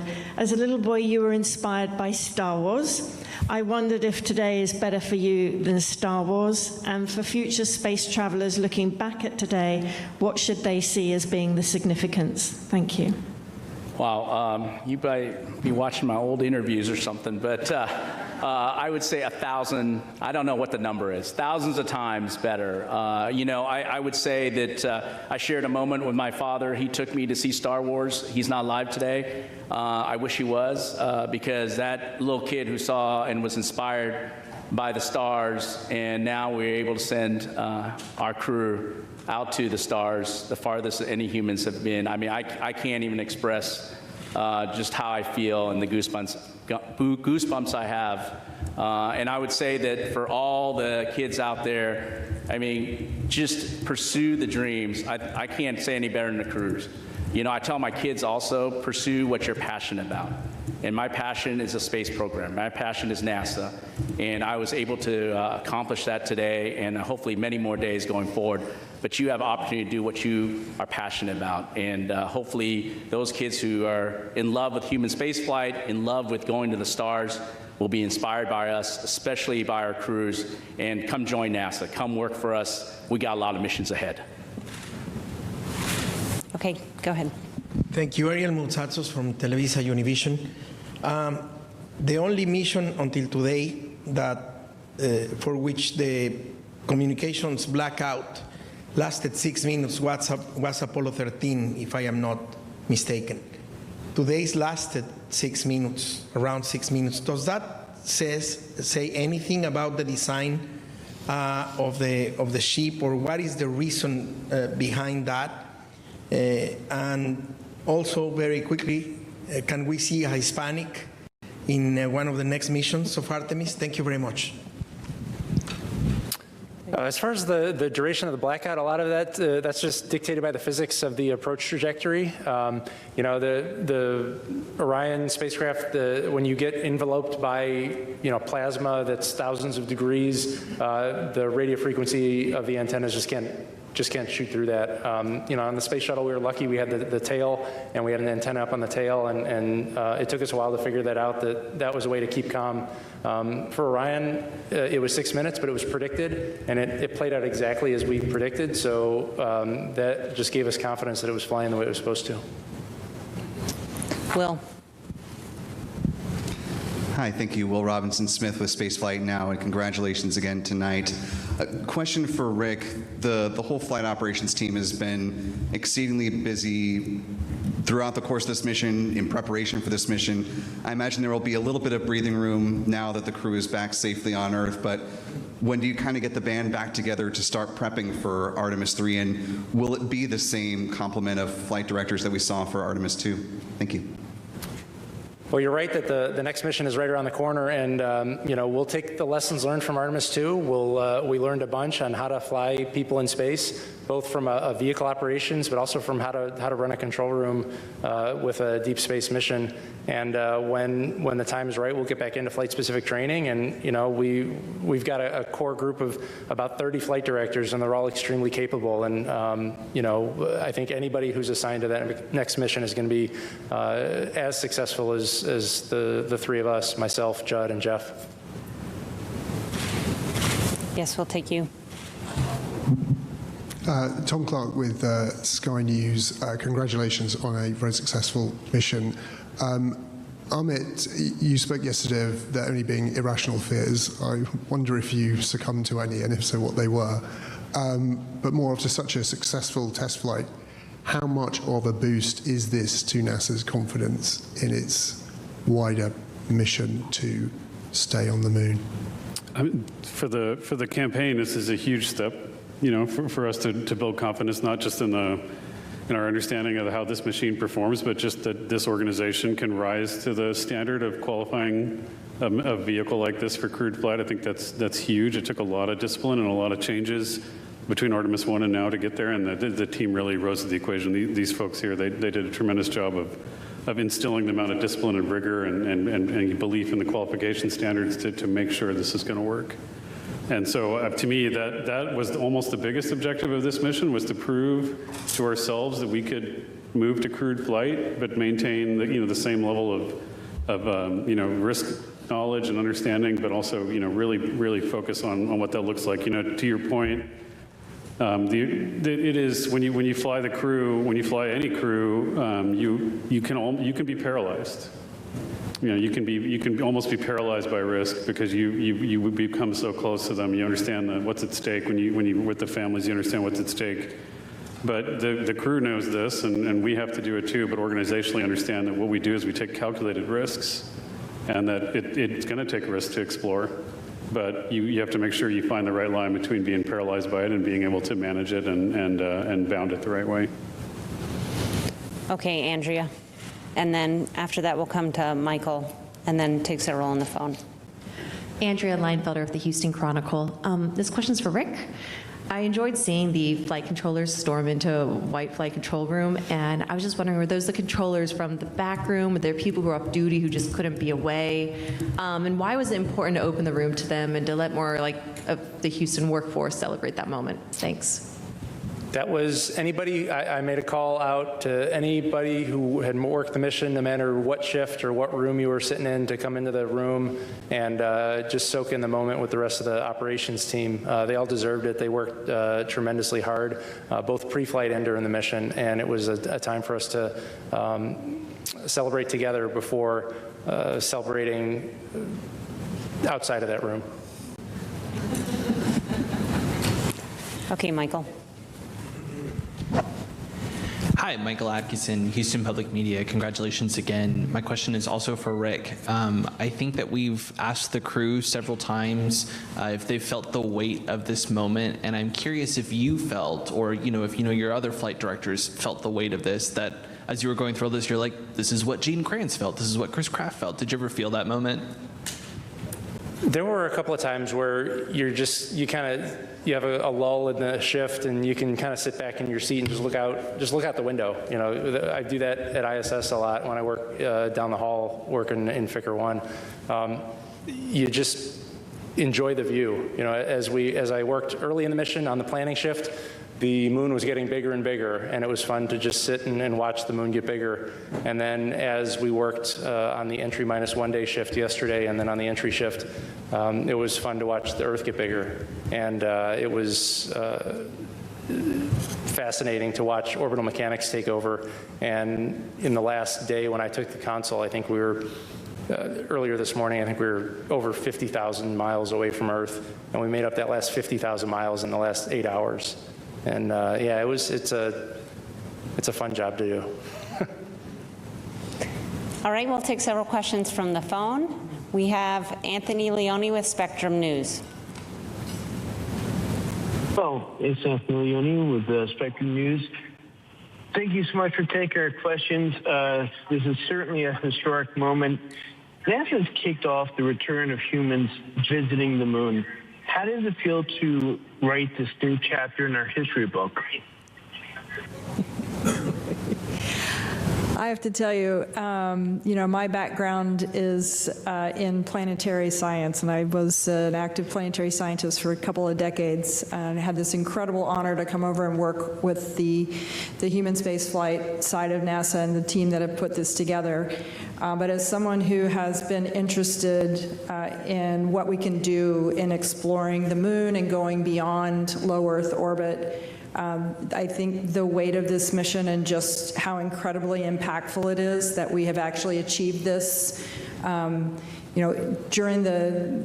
our lifetimes here, we have done this, right? When I was, Apollo was when I was a child, and to be here now and say, we actually did this, we've gone back and we're going to go build a moon base. We are going to have an enduring presence on the moon. Just incredibly powerful.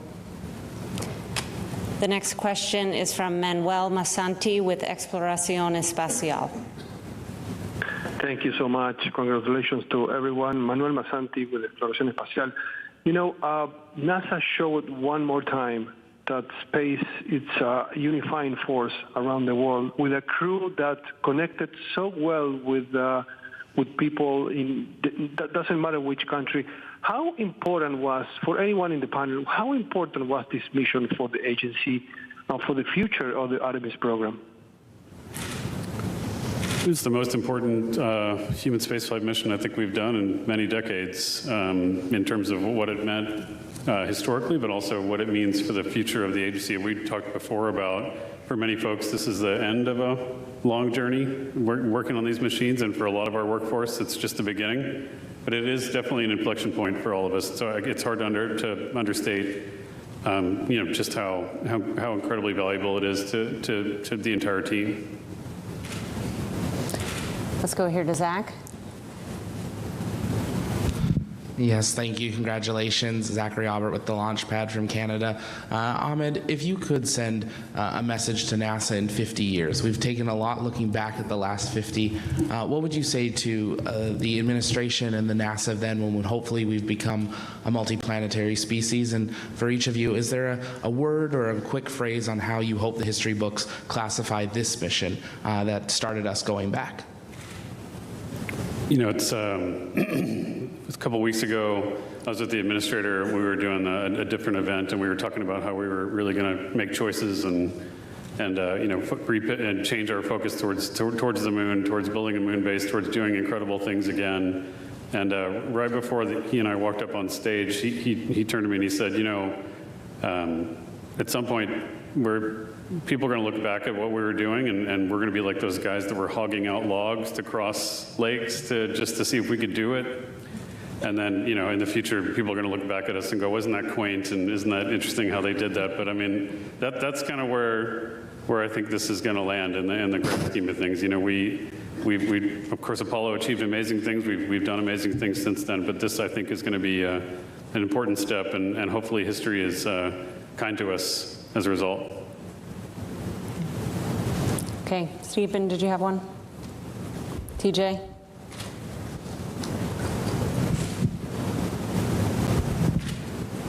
TJ Musco with the Epoch Times. Thank you all so much, and congratulations again. My question is about the two backups. They've trained for this mission themselves all the way. I'm not trying to ask if they're going to be trying to get you to tell me if they are Artemis III or not, but can you tell me a little bit more about their fate? Because during Apollo, it seemed that the backup crew of one mission was slated to be the prime crew of a later mission. So both Jenny and Andre were part of this crew in every way. They trained with them. They were in the White Room when they were closing it out. They were with them. The families were together. Jenny was with us in the viewing room today. So they're part of this crew, and I'll leave it at that. Yes, go ahead.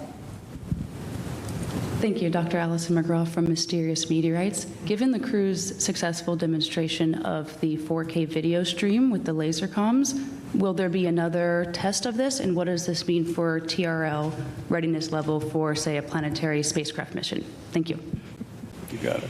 I think we've had an incredible demonstration of the optical communications and the 4K video streaming that was just fantastic. I think we've really shown that this is an amazing capability that we'd certainly like to implement in the future. So we'll have to see how that works and see how we can make that happen. Just to point out, though, we have actually closed an optical link from much further away. Yes, we have, from Mars. Vehicle, so, yep. So we're working on that. Mars distance. Okay, we'll come around here. Just need to wait for the mic to make its way over.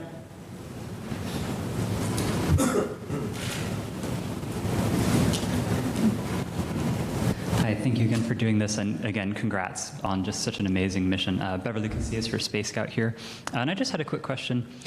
We've seen some really incredible imagery throughout the course of this mission. It's been great, to get that downlinked quickly with the laser comms. And I'm curious how much of that imagery that was taken during the mission on board has been downlinked, and how much of that still remains on the spacecraft to be recovered later. Thank you. I don't happen to know the official stats, but we can certainly follow up with you at a later date. I do know that Reed had made the comment that even though they sent back quite a bit, that the stuff they have with them is pretty amazing. So once we get it off the physical media on the vehicle, hopefully we'll be able to get it to you guys soon. Yeah, we'll get all those SD cards. We'll get them all downloaded. And of course, all of the imaging that was required on Monday, that was the science imaging, all of that will be made available through the planetary data system and, yep, archived. Okay, we'll take a few more from the phone. Next is Alejandro Turnbull with Space Scout. Hi, congratulations everyone on a fantastic mission. Question for Rick. As the spacecraft was descending under parachute, we saw on the infrared camera some plumes emanating from the vehicle that looked like either venting or thruster firing. Just wondering if you could speak a little to what the spacecraft was doing then, what exactly caused those plumes. Thank you.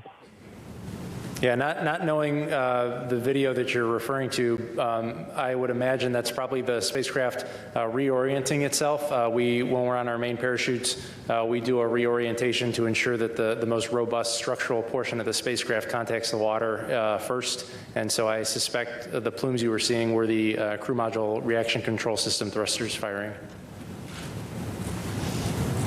The next question is from David Denault with About Space Today News. First, I'd like to say just not congratulations, but I think this is just one of the most spectacular missions NASA has ever accomplished.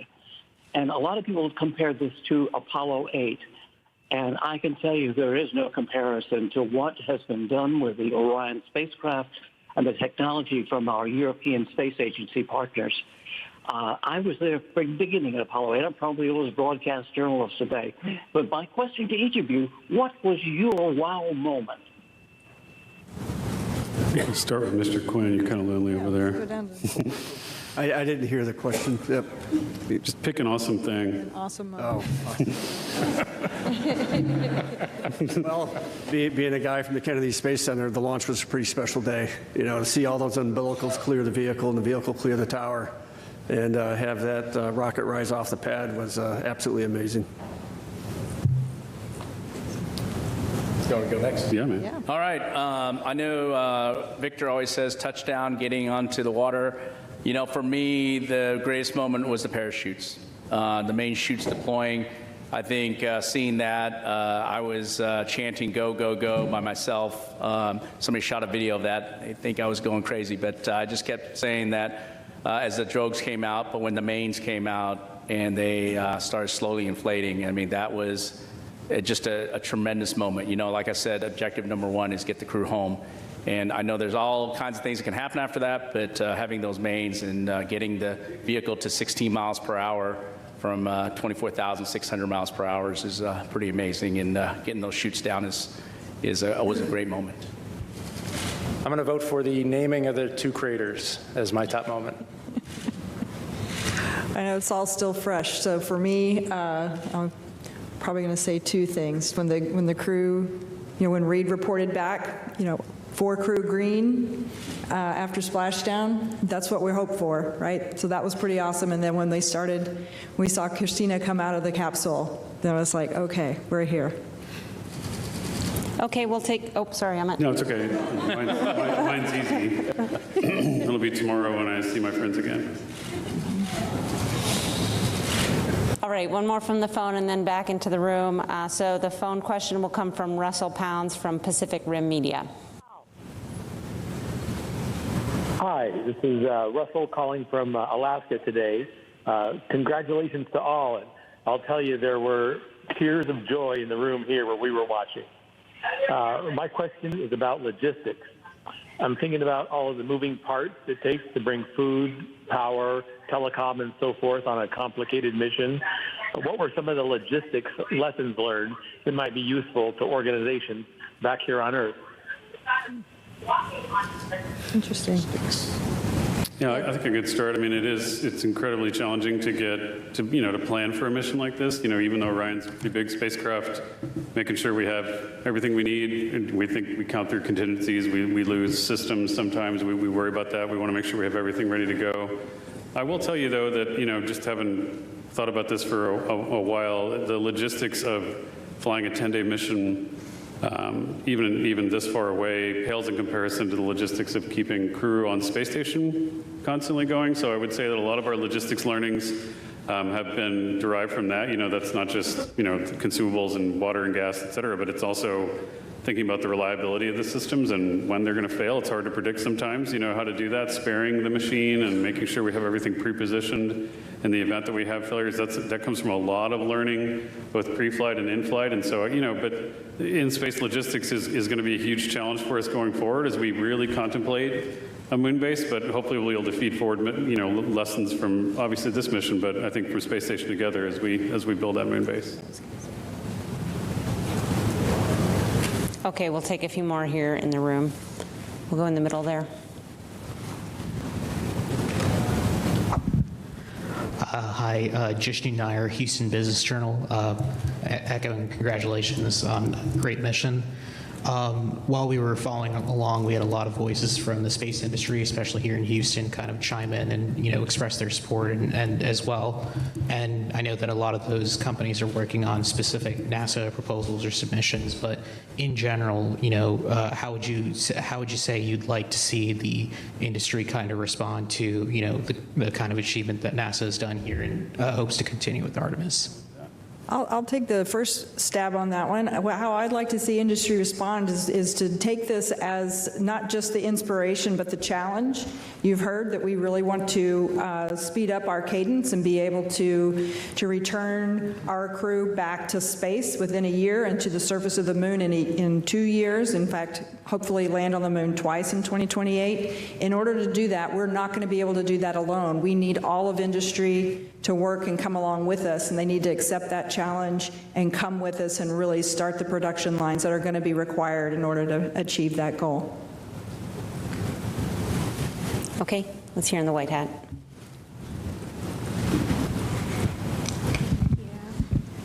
Hi, JJ Love with Tech Talk Media. I just have some words of recognition for you all and the entire Artemis team. What you have done this week is remind the people of Earth that wonder is worth chasing, that curiosity is not a luxury, it is the most human thing we have. You didn't just test a spacecraft, you tested mankind's potential and carried all of us with you in the process. Every kid who looked up at the moon this week did it differently because of you. People who needed something to believe in found it in that splashdown tonight. So thank you, not just for the data, and not just for the mission, but for proving that the pursuit of what's possible is still alive and well. We are so grateful.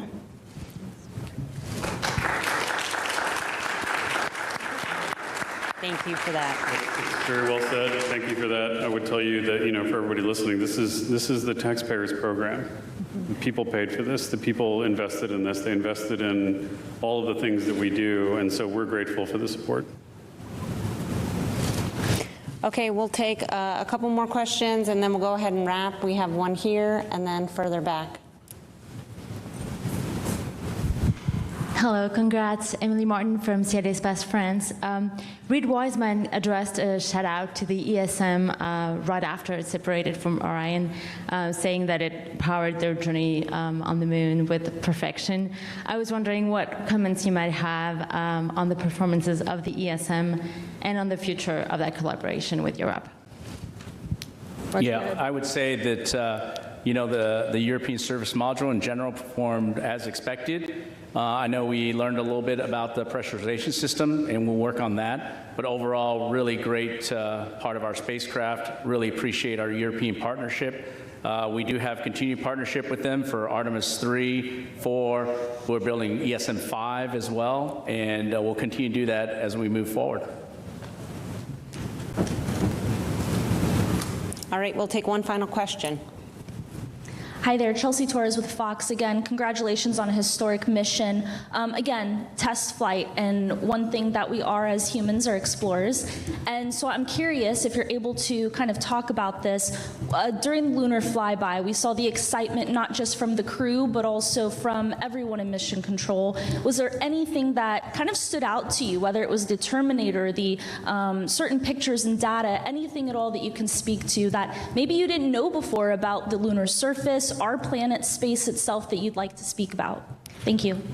I'm just going to call out the one thing that I thought was truly unique about this mission. I mean, certainly there's a ton of new things that we've done with having our crew observe far side of the moon and being able to observe these features after their incredible training. But I'll tell you, the one thing that really stands out to me is being able to watch our crew observe an eclipse. By having the moon passing between their spacecraft and the sun. That was a totally unique experience and something that I was so proud that we could all participate and travel along with them and experience that moment. All right, that's all the time we have today. Thank you very much to our participants today and to all of you for following along. You can find the latest information about our missions on nasa.gov, and hopefully soon information about the expected arrival time of the crew back in Houston tomorrow. Thank you.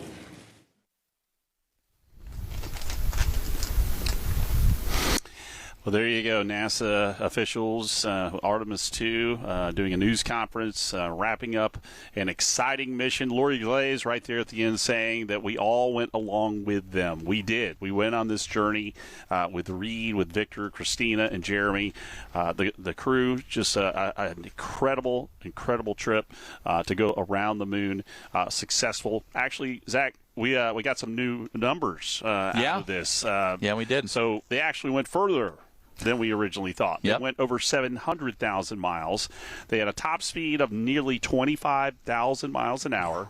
And this is what I know you like talking about the most. The re-entry angle was within 0.4% of the target. 0.4. Insane. Low number, 0.4. And also, speaking of targets, the landing location within a mile out in the vast Pacific Ocean. And they started it at 450,000 feet. 450,000 feet away, feet up, and then thousands of miles away from the actual spot, and landed within a mile. You also mentioned info coming out. Amit saying near the end of that presser, this is the people's space program. Right. It is the taxpayers that pay for this, and they're very excited to get back to that. One other interesting fact I heard Howard Hughes say, the manager of the Orion program, is that over 250 parts on Artemis II are going to be taken off of the Orion capsule and installed in future missions.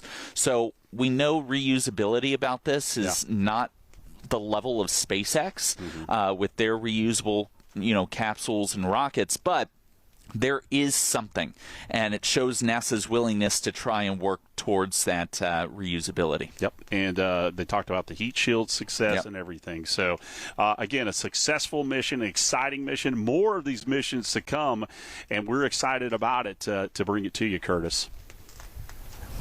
Absolutely, guys. What an exciting day. What an exciting experience. What a way to cap off a historic mission. It's been a monumental trip around the moon, and we're so happy to have shared that with you here, of course, on Spectrum News. And I'm telling you, really being in the moment when that capsule splashed down, talk about something to see, hear, and witness together as this happened. And a lot more to go, as Artemis has a long way to go with more explorations to come in the future. Now, you can get the latest, of course, on the Spectrum News app. Just all you got to do, click on Destination Space. Right now, we'll return you to your local news coverage.